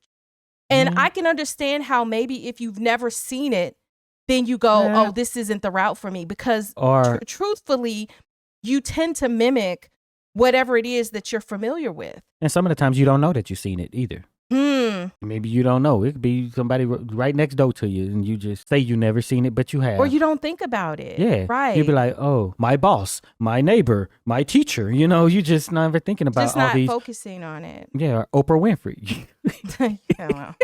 I mean, she's had a successful long-term relationship. You could argue over about, her and Stedman not actually being legally married. But as far as I'm concerned, they married, they together. We don't know that they ain't married. And we don't know that they're not married. See, that's the other thing. Sometimes, well, whatever. We ain't going down that road. Bottom line, though, there are different ways to look at it. And the question just becomes about what you want in your life. And your risk, right? I ain't never seen nobody win a lottery, but y'all playing them $1 billion tickets. Right. Trying to hit. You see the Instagram video of the guy who's like, pay me $50 and I'm going to tell you how to, and then you could make tens of thousands a month. But you're sharing that on your social media, and you got faith in the possibility. Talking about $500,000 in my bank account right now. I'm manifesting it. But when I tell you, no, that's probably some fake mess, then you say to me, you got a poverty mindset. I ain't never seen nobody make a post and get 500,000 just pop up in their bank account. Yeah. So it's, sometimes we have to just check what we're willing to believe is possible because, we believe scammers all the time. All day. That's just our little soapbox about this part. This is a movie. It is fake and made up. So if you're watching movies and you're making life decisions based on made up movies, fiction, then you might want to take a look at that. Yeah. Think about some things. Gavin, though, in the process of this discussion, he says, we're not perfect. You've got to be willing to, quote unquote, do the work. We kind of touched on that. But he said we love each other. We're not perfect. We have our days, but bottom line is we love each other. And then Patricia adds in, it's the love that gets us through these days. It's the love that gets us through those tough days. Right, sweetie? So now if we reflect back to when they were laying in bed, right, and they're just like, I love you, I love you, I love you, because they're feeling like that's fixing it. That's what's making it better. But in reality, they have not discussed the thing that is probably the hardest, the thing that is tearing them apart, the thing that's eating them up individually. The actual work they said that has to be done. That is the work. They haven't done the work. And I'm not blaming them for not having done the work because anybody who has wounds in their lives knows that when you start peeling back the scab on the wound, because they've healed enough to be able to get out of bed and get dressed every day and continue with work and stuff like that. When you start peeling back the scab on those wounds, the fear might be that you can't function because something like your baby being dead will make you be ready to lay in the bed and not get back up again. Okay? For a lot of people. That being said, here they are as the model couple at this table of couples whose relationships are in shambles. You're the big time sheriff in this town. So tell me, how much a gig like that pay, huh? So something that occurs to me, and this is sort of a backtrack on a different video, but some of you in the comments said that when there's this dialogue going on about Sheriff Troy and him doing his job for enjoyment, we see Diane say, Terry, some of us do it for the enjoyment, right? Well, Mike, I don't do it for the money. Some people do it for the enjoyment. How about that, Terry?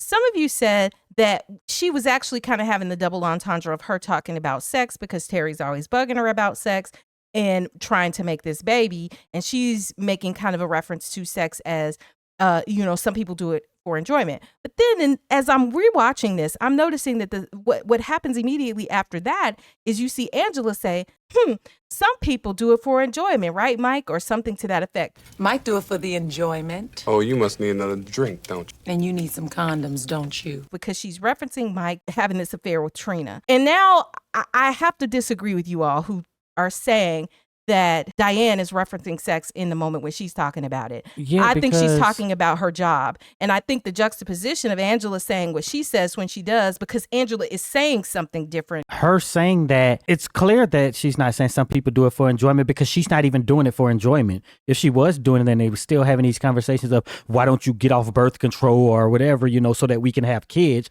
Then it makes sense for her to be like, some people do it for enjoyment, but she's not doing it at all for enjoyment or otherwise.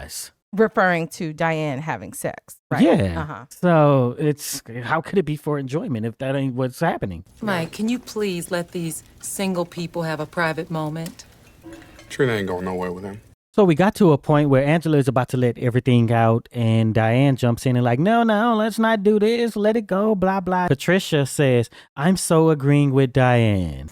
Can we just drop this, please? I'm so agreeing with Diane right now. So she's like, don't let Sheila know what's going on with her husband who is across the table playing footsie with this woman. Is it that Patricia doesn't want to taint the study somewhat, right? I want to have it as there are these successful marriages, right? And I'm guiding them and coaching them, right? And if you introduce like a mistress and this sort of thing, then that's like a failure.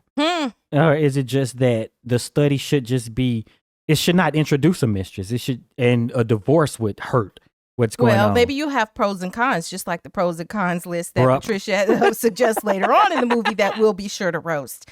And the pro would be that you have one more person in your study, your small study. And so that'll be great because you can just add the mistress.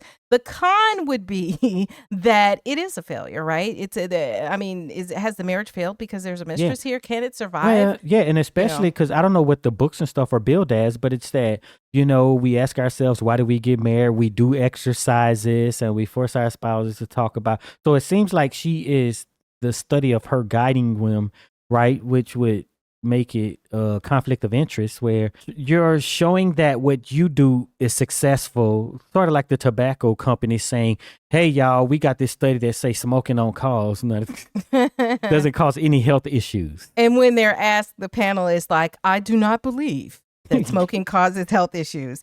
And because of the fact that they say, I do not believe in their statement, they just outright say it. It was considered to be truthful. Yeah, or there is no evidence that directly links smoking to cancer.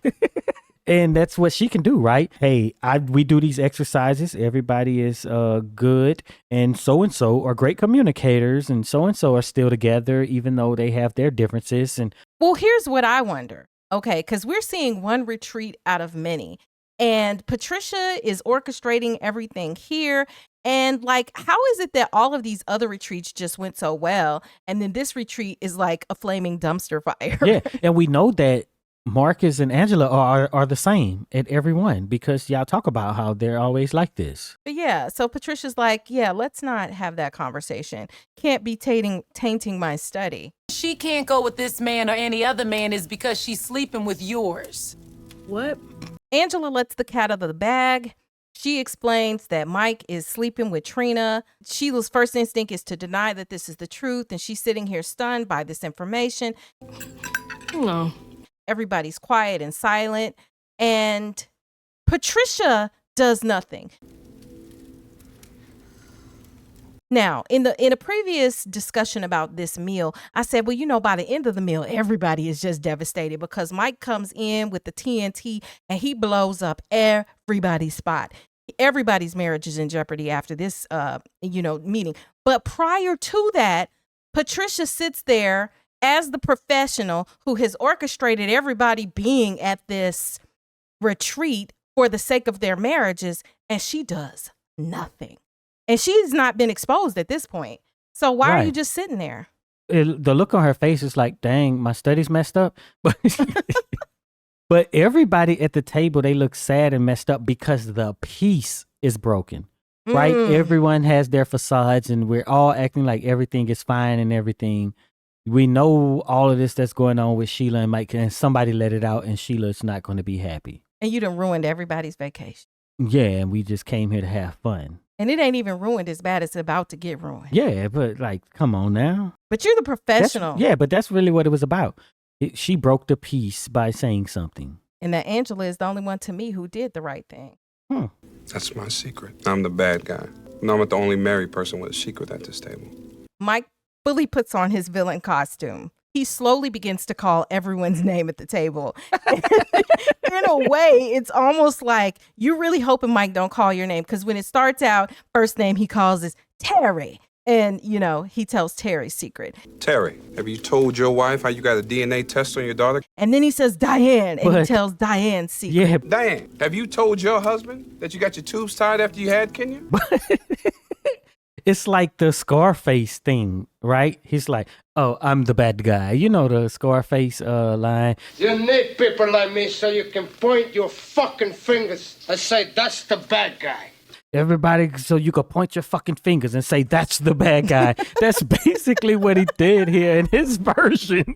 Yes. Oh, man. And the great directors and people who make films, like you mentioned earlier, they do borrow from other things. Which I think only makes stuff better. That was a good reference. I'm the bad guy. So I can't even do the pronunciation. It was the way he pronounced it and everything. I'm the bad guy. I'm the bad guy. I can't even say it because his voice is kind of nasally, like a little bit too.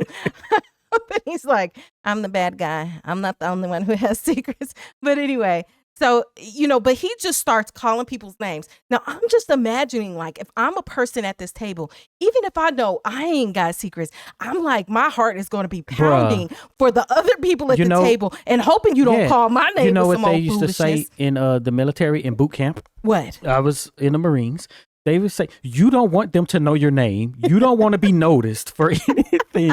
So I'm not going to jump up like Patricia said, and hold up, you're getting really dangerous. Mike, wait a minute. This has gone too far. You are getting really dangerous now. You need to stop this. No, I'm trying to disappear into the bushes. Patricia, like, what you should have done in this moment is, if you weren't going to gather everybody before the secrets start getting busted out and just being like, okay, girl, let's just come on in the room together. And then the guys could have been together and this whole thing couldn't have happened.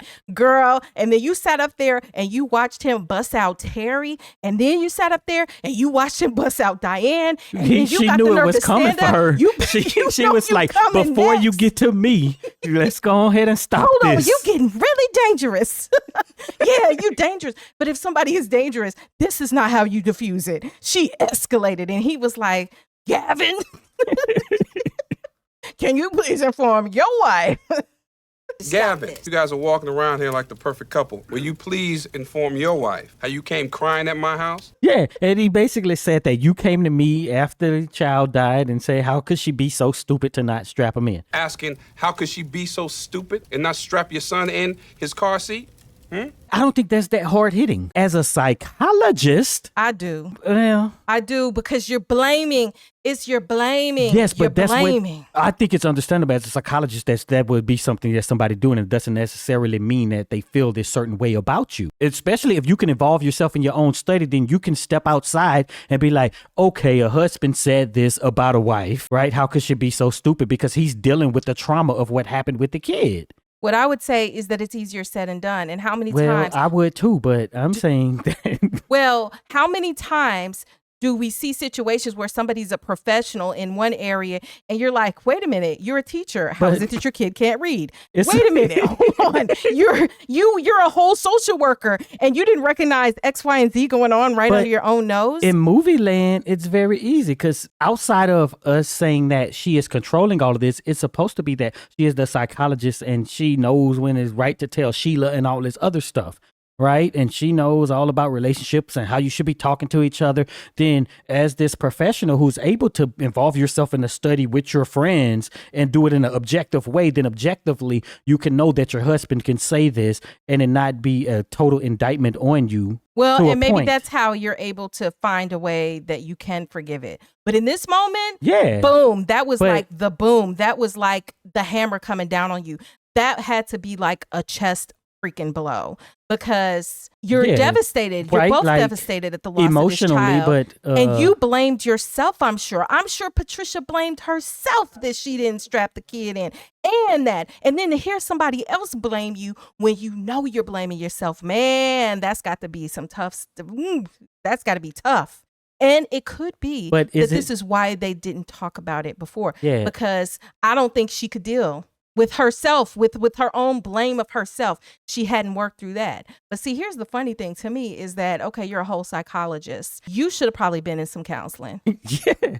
I'm sure you got friends who can refer you to somebody real good. Could it be that he said that, how could she be so stupid? How could she be so stupid as to not? That'd be the problem. That escalates to that. He say, how could she be so stupid, instead of how could she not think about? Oh, you yeah, know? yeah. I hadn't even thought about that. So the issue is really that you're not only are you blaming me, it's a double whammy. You're blaming me and you're calling me stupid. Yeah. In a situation where I'm supposed to be this, accomplished person, and I'm so smart and I done figured out everybody's situation. But see, here's also the hypocrisy, because remember when they were laying in bed, Gavin was like, what are we going to do about our friends? Like as if their problems are not as bad as their friends. Yeah. When in reality, they probably had the worst problem. Yeah, and they both probably should have seen some help. And I know people are going to probably try to bring up the second movie. And but it should have been getting into some therapy even before the second movie. Right. Before this movie.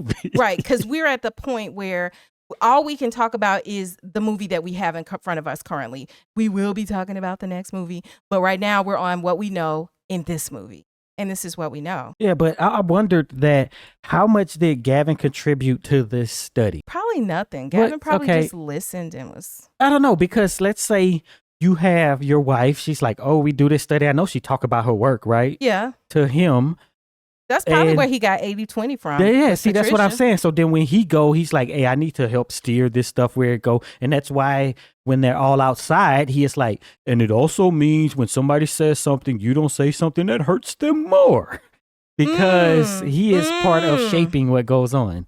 And maybe that's why he couldn't say what he felt to her, because he knew that it would hurt her more, right? Imagine if he's like, I blame you because you were, you didn't strap this kid in and you were being stupid. Well, that is a rebuttal that would really hurt somebody who already is in pain, and he wouldn't say it. But sometimes in life, you're giving mercy to the person and not saying something tough to them, but he vented to his friend, right? He had to say it. He had to vent it. He had to let it out.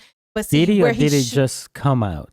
It could have been either one, because if he was over there and distraught and crying, right, I would just imagine that it wasn't something he could hold in. But see, this is why they needed to be in therapy separately and then together as a couple. But a lot of people brought up Mike probably didn't just show up like this. He probably been like this the whole time. So why would you go to him like this anyway? With stuff that he shouldn't, that you don't want to be let out with secrets. I mean, I could just make all kind of speculation. Sometimes in moments of desperation, you could have went by Terry's house. Terry wasn't there. Or you could have went, I mean, we don't really know why it would be. But when you're desperate, sometimes determining to whom you should go with your problems is just. Or whoever showed up at the hospital or wherever first. Yeah. So you just don't know. Maybe wherever he was at the time he was having his breakdown, Mike and Sheila's house was the closest, and he's just, because, I mean, obviously if he showed up crying, he's already in some type of emotional distress. So, yeah, I mean, but when you think about it, it's like, we're joking here, but like, this is a really, really sad situation. I tried to do a bit of research, although I'm not going to go too deep into this. But, my impression prior to this and prior to revisiting some of the research was that many couples actually do divorce after the loss of a child. However, when I read some of the other things, they talk about like these longitudinal studies of couples and their grief responses and whatever. And they said about 30% of husbands and wives reported having more negative feelings toward their spouse since the death of their child, right? Only 14 to 20% of people felt like their marriage had deteriorated since then. But see, the biggest problem that they identified about what happened is that the divorce rate in the U.S. population is it's 50%. So, it's kind of like you're not studying this in a bubble, because if the divorce rate is 50% and they divorce, you can't be like, oh, well, they divorced because of the loss of the child. And it's a little bit difficult to actually get the true numbers on, because it would be like self-reporting as to what was the problem in the marriage that caused the breakdown. Yeah, but you can ask how long before this significant event happened. Right. So, but I mean, so to summarize, what I did find is that this event, the loss of a child, can either break you up and bust you up, or in some cases, people have reported that it brought them closer to their spouse. Interesting. So that, to me, that's just an interesting takeaway. We are not getting into this whole discussion and study. If you are a psychologist or a psychiatrist or somebody who is well-versed in this, it'd be interesting to hear in the comment section anything that you have to say about this. But just in a cursory review of some of the literature, this was what I was able to find. So what I'm looking at the table now is that who is drinking? Angela. And who is not, because before I brought that up, but it looks like everyone is drinking, which makes me think about class, right? Because a class will inform in a situation like this where the drinks are on the table so that you can assess who has a drink and who doesn't have alcoholic drink, because you would probably set the table in a certain way depending on the class, and if in other classes may indicates that a table isn't set up in a specific way, so then we can't deduce that somebody doesn't have a drink based on something not being on a certain side of a plate. And they do have wine glasses, and we don't see any red cups. What do you mean red? Oh, because, bruh, I was thinking of the red wine. You talking about is it a solo cup? Like, right, because it just depends. Because in a solo cup, you don't know what could be in there, so you just don't know. But in this case, I do think everybody was drinking, because they did have a toast and everybody held up their glass and it appeared that everybody was drinking. But I don't know if I see Mike with a drink. Yes, he does. Yes, he does. We just see him take a sip. Mike is also drinking, so that's out of the window. Mike is drinking. Is that That'd be on, more than fair, but I want a divorce. Angela. You can have the rental property. So Gavin and Patricia are sitting next to Sheila as Mike comes up and he's talking to her about how, he's going to put bars on, he wants a divorce and he's going to put bars on their rental property that's in a bad neighborhood and she can move over there and all of this and that. Don't thank me or nothing. It's a rough neighborhood. After he just is done with his speech, Sheila just cracks him over the head with a wine bottle. Literally sitting exactly next to her is Patricia, who just is in shock, does nothing, probably so devastated by the secret that's come out there that she just doesn't have the emotional strength to do anything. Gavin is still sitting next to Patricia while Mike gets bussed across the head and is then laying on the ground.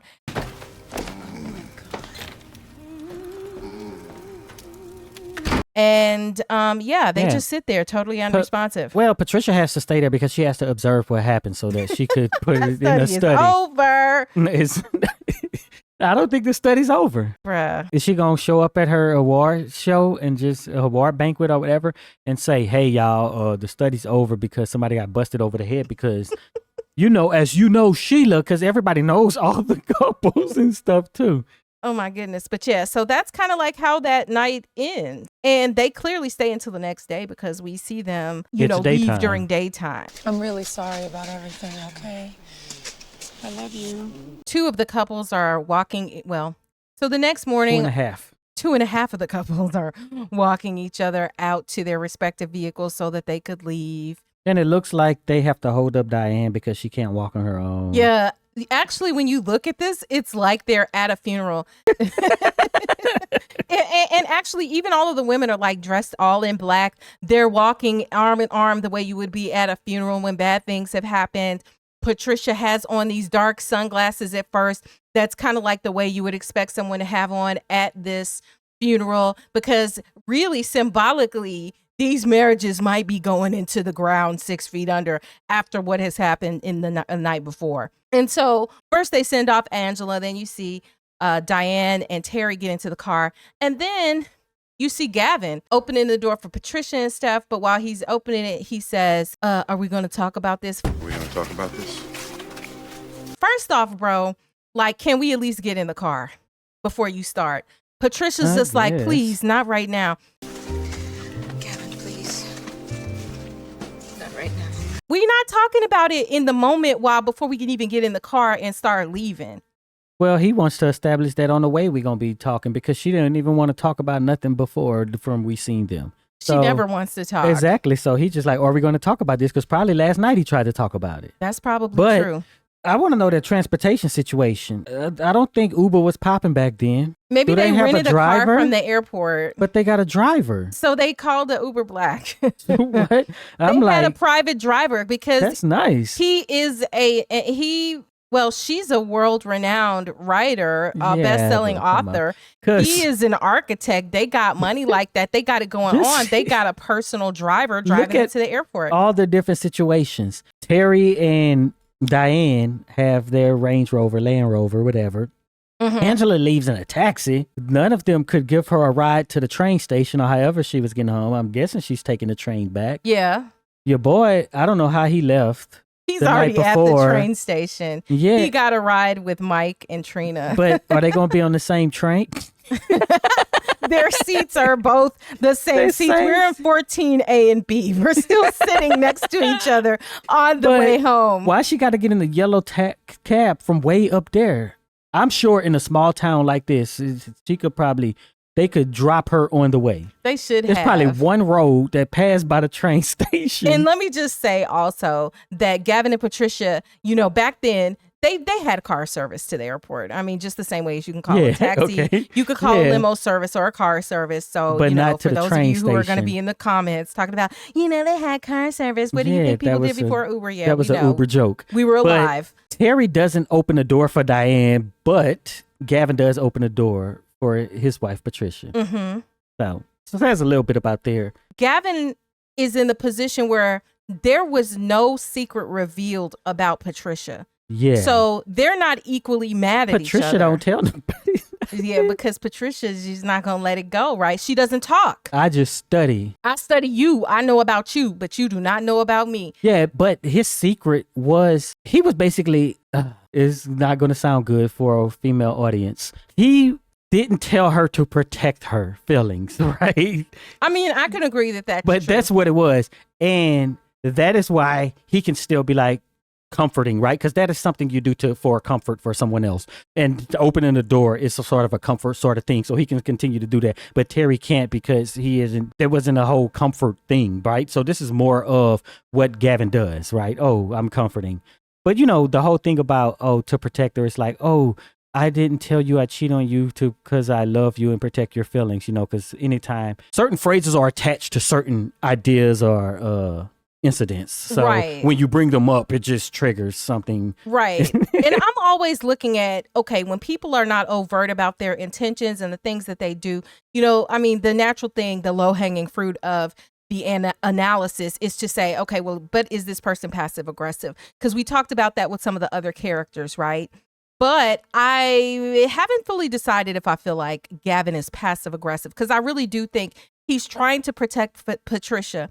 And if I say that he's passive aggressive, that's like saying that he is kind of purposely doing these things and digs to hurt her. I don't think that what happened when he was crying and upset was purposely to hurt her. Sometimes the reality of the situation and how a person feels in a situation is painful to other people, but it's not that they intended to hurt the other person. But I think he has the best character, like as Gavin, good or bad, right? Not best character in the sense of telling a story, but if you were to look at them as if they were real people, because all he did was in a traumatic moment where he's probably broken down, said something stupid to somebody who he shouldn't have told it to. And other than that, what do we get from him that's negative?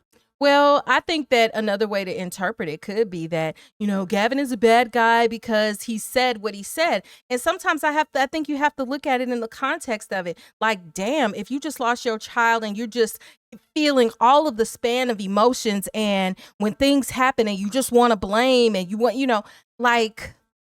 is that a deliberate act? Yeah. And we're talking about breaking down deliberate. We're talking about this movie. Yes. Too. And I feel like I have a whole lot of sympathy, actually, even though as a personality, I don't really like Patricia all that much because she's annoying. I have a whole lot of sympathy for their situation in this movie. Like, that has got to be the most devastating thing, to have lost a child. If you've ever known anybody who's lost a child, like, that's just like a nightmare. It's the worst thing ever in life. I can't in good conscience look at Gavin and be like, yeah, he purposely did something to Patricia. Or he done something in malice. Let me just also say, in Patricia's defense, I don't think, it's funny how Patricia was always talking about who ain't ready. Baby, you ain't ready. She knew that. She's not ready. She's not ready. Maybe that's why she's not talking. Maybe that's what she was talking about. Every time she said Sheila's not ready, it was really about herself. She was projecting, as a psychologist might put it.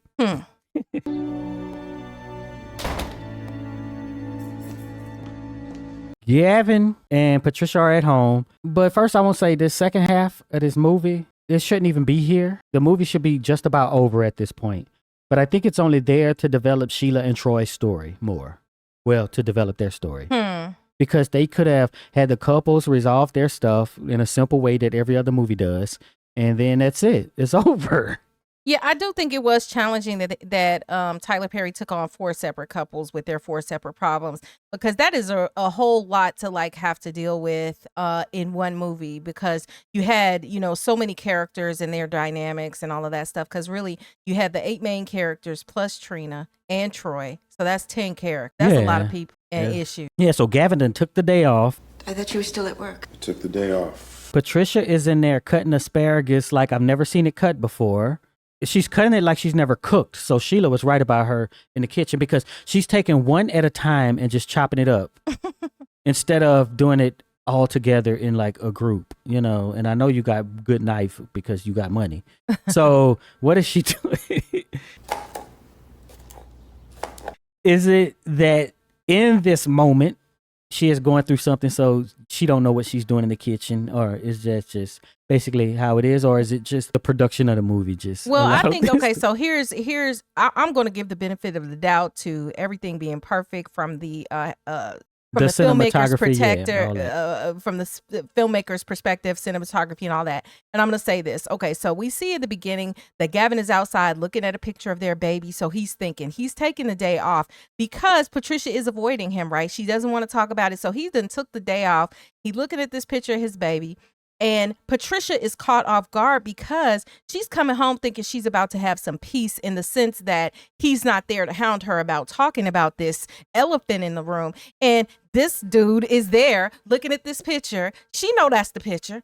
She like, oh Lord, he's here with this picture. Okay, well, I'm gonna cook dinner. She's still trying to avoid. So then she starts trying to cut up stuff and everything like that. And then that's why, you know, she's looking and acting the way that she's looking and acting in this situation. Strange. Plus, she can't cook, right? Because we already had Sheila telling us that. So Gavin says, like, we need to talk, Patricia. And she's like, I don't think so. We need to talk, Patricia.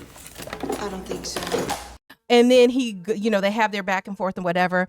So you're not going to deal with it? Gavin, I have dealt with this, okay? This is what I do for a living. I'm a doctor. And Patricia's like, I've dealt with this, talking about the death of their son and everything like that. And then it comes out that she's like, oh, okay, you want to talk to me now after you done ran over to Mike and you talked to him and whatever. Yeah, well, you haven't talked to me about it. So now you want to talk to me the way you did Mike. Now you want to cry your eyes out to me. And then he expresses himself by saying, you made it really hard. Like, I couldn't talk to you about what was going on. We know that's true. It's not like you made it easy for me to discuss this. In his defense, here's what I do know for an absolute 100% fact. When something unexpected and crazy happens like this, where it's not like, oh, Big Mama got cancer and passed on or something, but it is out of the blue, completely unexpected, and then your world is turned upside down, there is kind of an every man for himself, because everybody is fighting to keep their head above water and not drown in the grief that is happening to the family at that moment. And I believe that it is virtually impossible for another family member experiencing the same amount of grief to support the other, you know what I'm saying? Like, each person needs their own support, maybe even team of support. And that is often the problem. So each of them kind of siloed and they went in their own directions to try to heal enough to kind of deal with it. But it was so painful that they couldn't even talk about it. And Gavin, in his discussion, says, well, we talk about Noah like he was never here. Yeah, we talk about Noah like he was never here. I never really know. I don't know that I like that line. Why? Because what do you mean we talk about? Well, if you're talking about him, it's kind of like he was here. So what do you mean that you talk about him like he was never here? I don't know. That's weird to me, and I don't quite know what to make of it. I just think it's just a bad line written. Maybe you mean we act like he was never here. Yeah. Because we're not talking about him. Exactly. Maybe that's what you mean. Yeah, but she just totally just fell apart. Oh, started she saying had the all kind of stuff. But you pretend that you love me. Stop with all those lies. You pretend you love me and listen to me for once. But what put her over the edge? Okay, let's keep it real. Look at this picture. Can you just look at this picture? What put her over the edge? I don't know. Him forcing her to look at the picture. Yeah. Him being like, no, look at that picture, look at the picture. It's no one's fault, baby. Just look at the picture. Steak of chicken. Patricia, no, look at the picture. That was too much for her. And then that's when she had the meltdown. Yeah, because like, I guess saying the name and stuff, and she won't talk. So she's been acting like he never existed, right? And then the picture, I guess, somehow it makes him exist in her mind, right? Mm-hmm. But like, so there's no picture. There's pictures right here on the shelf and everything, but they don't have a picture of Noah, I'm guessing, anywhere that's for display. And even if it is for display, it's there, so you just may not look at it, right? I It's there, don't you ain't know. looking at it. I don't know. Maybe you can't stand to see it. You can't Maybe. stand to, because I see in the background, it looked like it's a picture of a little kid. Yeah, but that's their I permanent know. picture that's there. So it's there, so you just don't make, it's just like if you see a person and you're not making eye contact with the person, right? She is avoiding it because it hurts so badly. I think everybody's feelings in this situation are completely valid. Like her feelings about how everybody's just trying to survive. But what we do find out is Patricia says, I didn't know you blamed me. I didn't know you blamed me for it. And then Gavin kind of backs out a little bit. He was like, well, I don't blame you. I didn't blame you. Well, yeah, I did blame you. Okay, I blamed you. I'm sorry, okay? I blame myself too. I blame God, but... I blamed you. I blamed God. That's what he says. And I think his stuff is stereotypical responses when people have a great loss like that. They blame...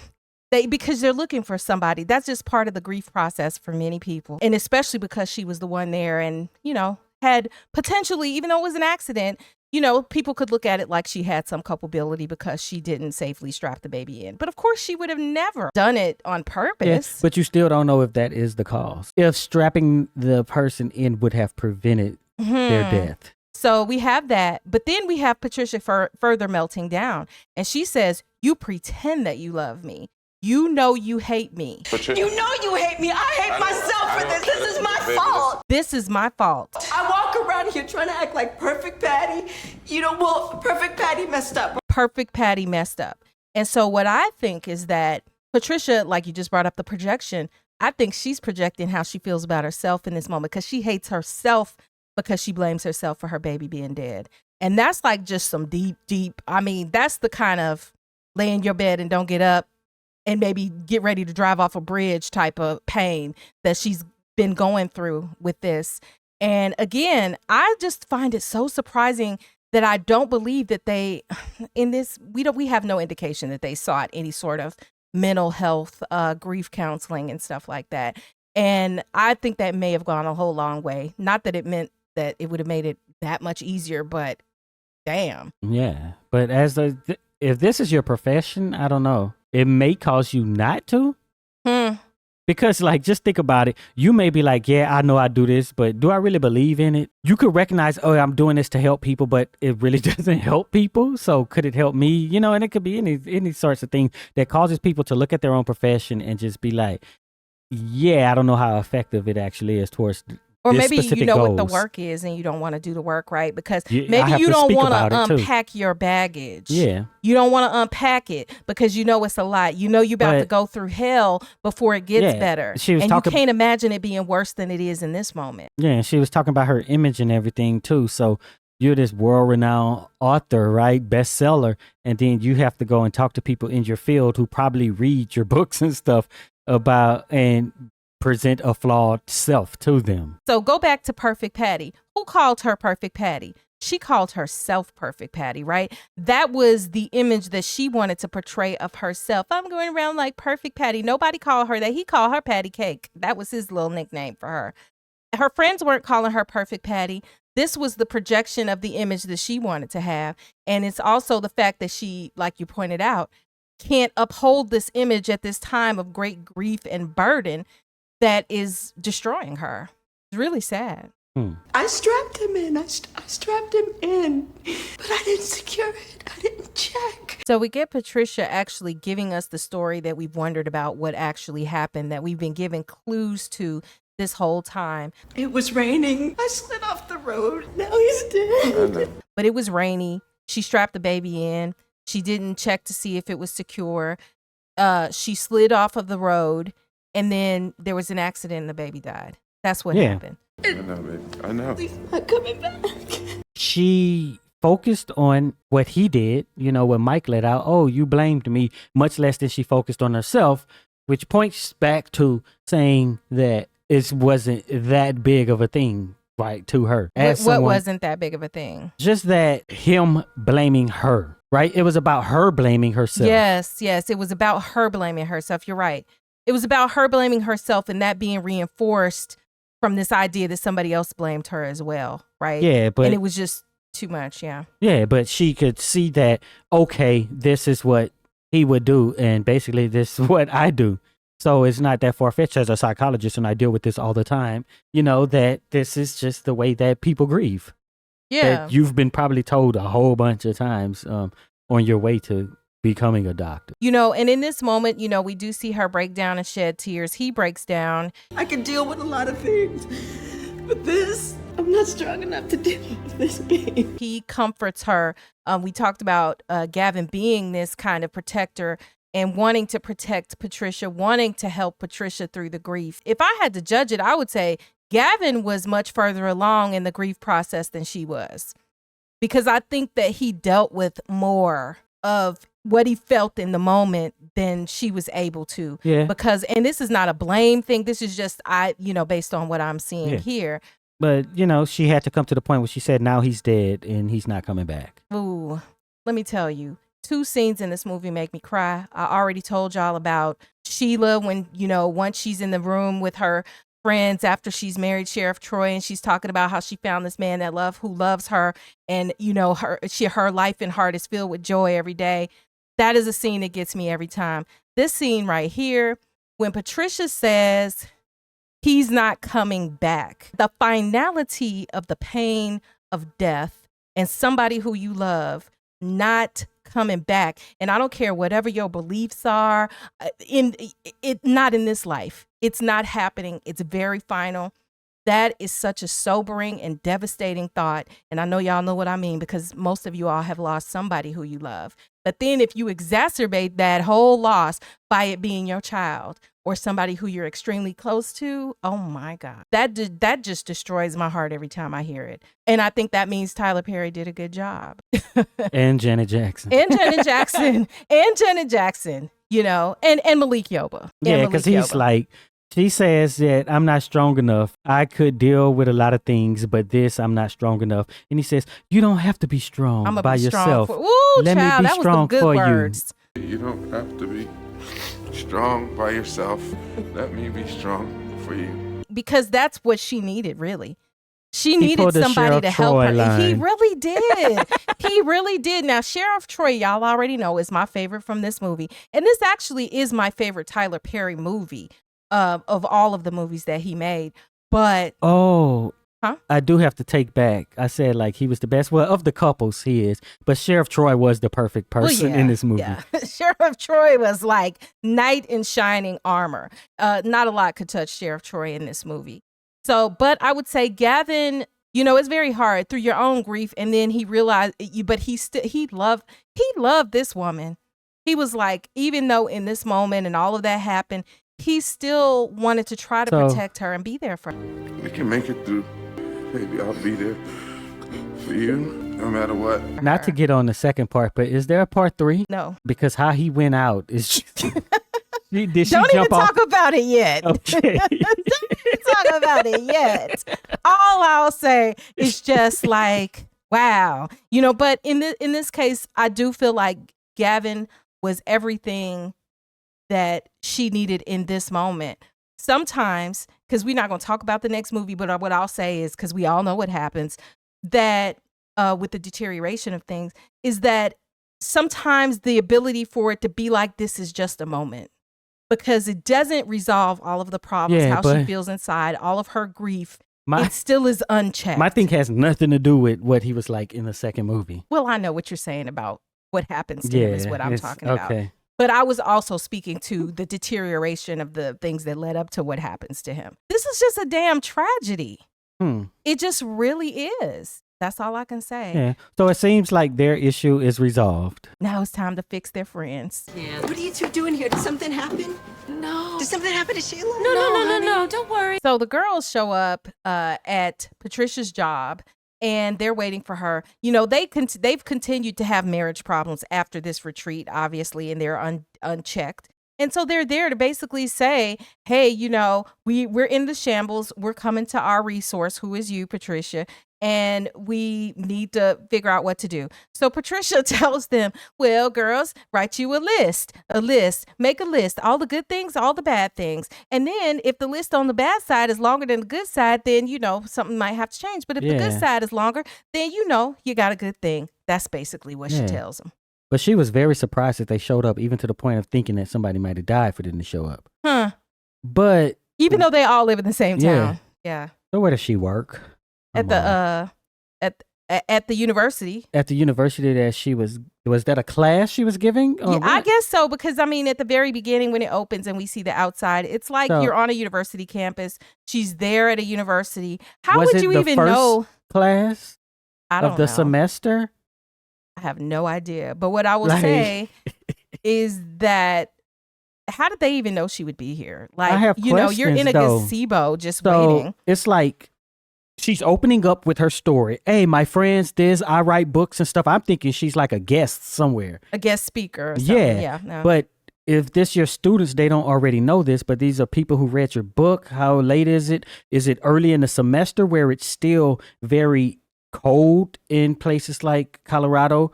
But now you're back where you are and it doesn't look very cold, but people do have light jackets on. It does get cold in places like Atlanta where everybody Yeah. was like, so I don't know. It's those things that it's hard to kind of put together. But I would have a hard time believing that, they went a long time with the problems that happened after this retreat. Hey, man. How you doing, man? I got the hand, man.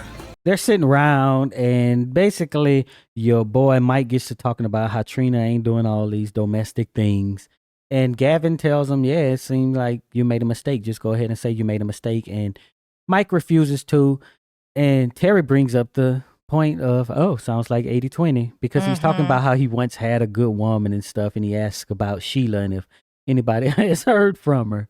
And at the same time, Gavin also gives some good advice or counsel to Terry. And he's like, you and Diane are made for each other is the advice that he gives. So clearly both Gavin and Patricia are on a mission to kind of help save their friends, referring back to when Gavin was in the bed. What we going to do to help our friends kind of thing. So they've kind of made up. So now let's get everybody else's situation back together. She ain't said 2 words to me since we got back. I've been sleeping with one eye open and she cooked. Angela is trying to patch up her situation with Marcus. And, we got a whole video on that. And Marcus calls Gavin because he's like afraid because Angela has cooked. She being so nice. And being extra nice. Talking about, how's your day? And he's nervous and he calls Gavin. And, there's another reference to grits. Another one. Yes. He's like, she ain't cooking grits, you ain't got nothing to worry about. And then they get off of the phone. Well, they're getting off the phone. But basically he concludes, look, if it don't taste funny, just eat it. Or if it tastes funny, spit it out or whatever and whatnot. So he is still a resource to his friend. His friend Marcus has decided to call him up when he's panicking in the moment. And they get off the phone and Marcus is like, I love you. And he's like, I love you too. And he laughs and he hangs up the phone and whatnot. I do appreciate that as men in their friendships, they felt like they could say that they loved each other. I love you, man. I love you too. Even though they were both like, they weren't like, they were both they had a lot of machismo in them. Yeah. But yet they still express that, which is, not something that we always see. But in that first scene where we're introduced to Gavin and he's talking to Terry, he's talking about how he got the casino job, right? Mm-hmm. That he got the contract. Right. Solo. What is he doing at this desk drawing things? When I saw the drawing, I was thinking like, okay, so in 2007, they didn't have programs on computerized programs for drafting software and stuff like that. I don't know. This is probably so good. maybe you do both back then or whatever. You're like, and then I'll transfer this because like sometimes in people's profession, they're like, okay, I want to draw it out on paper first, and then maybe I don't know. But why is he drawing something? I was thinking like, he's head honcho or whatever. Maybe he is, but he also designs. Maybe he's the one who does the main design. I don't know enough about architecture to really say what that process would be. I have no idea. But that's my question. But if it's me, I'm like, hey, give me one of those arches like so-and-so, about 35 degrees, make the windows this far apart in the shape of this style. Well, maybe Art that's Deco, what he's doing. Blah, blah, blah. Right? Maybe that's what he's doing, but this is how you communicate that. No, I just tell you that when I'm at this level and I have people operating at the high level, right? So let's say you're a musician. They'll give it to me in B flat and then play a chromatic scale on top of that with the, you know what I'm saying? You could do that. You could. Or I don't know. You could do like some people. You could write it out. You could make it yourself. But I don't know. It's just like the level of responsibility, and how much in the weeds are you going to be in. So I don't get an indication of what level he really at. And we don't know what size the firm he's at. Yeah. really is. He might Well, really be we the find solo out architect on the let me just be clear. In the next movie, you do kind of see his job. But like with the casino, maybe you are the solo architect and you just got to draft up everything on your own. Is somebody an architect who is a viewer, or is somebody, let's see, construction scientist who works with these architects that could give us some advice and tell us how it would go? Yeah, just let us know. All right. So Gavin has, really helped to patch things up between Angela and Marcus. Hey, Mike, look at you. Hey, boy. Fast forward 8 months from the time that they had the retreat, and it's Patricia's banquet for her award ceremony, right? So she's there, you got Sheila showing up with Troy, and they's married now, and they find this out. So they're all celebratory and stuff like that. Angela goes in to where Patricia is supposedly having a hair meltdown and needs some help with her hair because, of course, Angela is a hairstylist. The gang is all back together again, and, everybody's happy, all that. When Sheila comes in, she does the same thing she did before. She's like, divas. And every time I hear that, I think of the Fresh Prince of Bel-Air with Vi. I think it was Vi. Every time she came, that's what she did. Would say divas. Divas. It's weird, these references that happen. Another thing that I'll point out with regard to this situation with Sheila, they were all worried because, Sheila just kind of was in Colorado and getting it on with Sheriff Troy. They really didn't know what was going on. She did finally call at one point and say, hey, I'm in Colorado. I stay here. I'm working in a general store. But when they were on the phone, Patricia did say, hey, you could come live with us, because she was trying to be a really good friend. And I wanted to kind of add that as a feather in Patricia's cap to say that she was a caring friend who would have opened her home to her, friend in need. But, of course, we know that Sheila turned her down. So in this moment, everybody's happy. And it looked like it's leading to a really, really happy ending. Yes, they're together. They're together. They looked, she looked really good. It's just, So Gavin is out there with the guys, and of course, the big reveal has been made that Sheila is with Sheriff Troy, and Mike has and she's much smaller. And she's much smaller. She's lost a lot of weight, and Mike has egg all over his face because Sheila is looking good, and he missing that old thing. And so Gavin kind of is like, so you miss her? Like, in other words, are you ready to admit your mistake? Right. But of course, Mike deflects and he does not admit it and whatever. But I did note that Gavin brought that up in the moment. Hey, how you doing, guys? All right. Hey, Sheriff. What's going on? Good to see you, brother. Gavin makes another joke when Sheriff Troy comes over and Mike is still, talking that mess. And I guess Medea can't deliver all the jokes. Because pretty much that's how it's been this whole time, that when they need a joke, then Terry delivers it. And so when he comes over, he's just like, Sheila had that weight surgery, didn't she? And then Sheriff Troy's like, no, we just worked out together. And then Gavin is like, you know what that means, right? We just worked out together. You know what that means, right? Obviously insinuating that they getting it on was how she lost all that weight. And I'm just like, okay, Gavin is in good spirits. He has jokes tonight. Things are going really, really well with him. And to kind of loop back. Gavin is out of character because he over here drinking. Interesting. Gavin started acting a fool when he drinking. But, I want to loop back to the whole idea of this study. Is the study suspended? Patricia seems very happy she's getting her award and everything. But like, where does this leave the study? Because it seems to be ongoing. I thought the study was only when they go on these trips. Well, how did you write up the occurrences? And really, they didn't okay, so if you talked about what went on the trip, it was sort of like a cliffhanger then, right? Because the resolutions all happened after the trip. I'm sure you read books that always have to, that ends on cliffhangers all the time. All the hood novels I like to read tend to end on cliffhangers. Maybe that's what happened. Could be in Patricia's academic. But I guess you discussion. Conclude the previous stuff on the next trip. But maybe it usually ends well, right? It usually ends, why did I get married? Because I love him. Yeah. Yeah, I mean, it is very quite basic and not complicated as far as how I think it was working out before. I feel very proud to be the first Black woman to receive this award. The movie ends with Patricia giving her speech, And let me just say, the dress that Janet Jackson has on is just beautiful. The color is so beautiful on her. That blue, I just love it. So that's a sidebar. She starts out her acceptance of the award by saying, I'm the first Black woman to receive this award. And I'm like, well, Bruh. what award?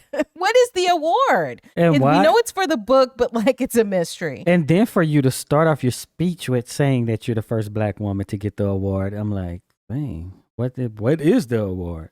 I don't know, but I feel like, okay, from a writer perspective, you could have just been like, the so-and-so, some fake name award, whatever.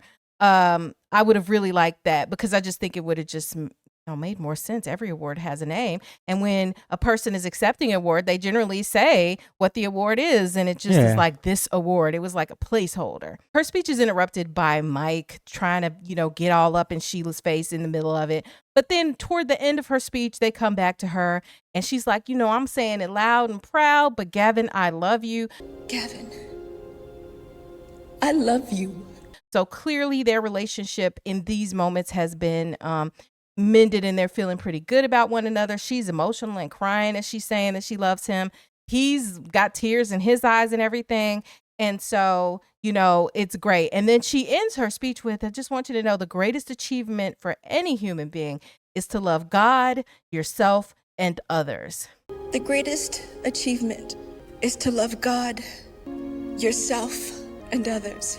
So you mentioned her dress and everything, but when I saw her dress, what I thought of was this was after the Super Bowl with the whatever, right? And Tyler Perry, they say that, this was one solid he did for her because of all of the negative publicity and all the negative stuff that was going on with her.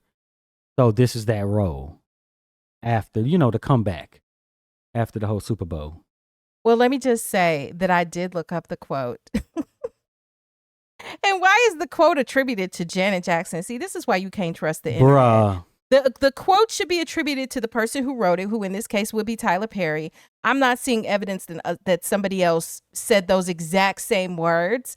But, so Tyler Perry wrote the greatest achievement for any human being is to love God, yourself, and others, and presumably in that order. And I think that was the lesson we were supposed to take away is that Patricia did that. Patricia's, in her mind, her failing of not checking her son's strap and then the son dying caused her not to love herself, right? She doubted the love that she had for herself and the love even that her husband had for her. Yeah. And then when that was mended within her in this time period, in this movie, the way it ended, it was resolved. And this is the takeaway. They missed out on an opportunity because I was waiting for her to say Noah. And it never came. Ooh, y'all. Do y'all think that she should have said Noah? Well, especially when she said the greatest achievement. I was like, some way you have to weave in Noah, my what son, if when a she child. said, Gavin, I love you, and then she repeats, I love you. She says it a second time. She could have said, Gavin, I love you, and I love Noah, right? Yeah. And then you go on to the greatest achievement.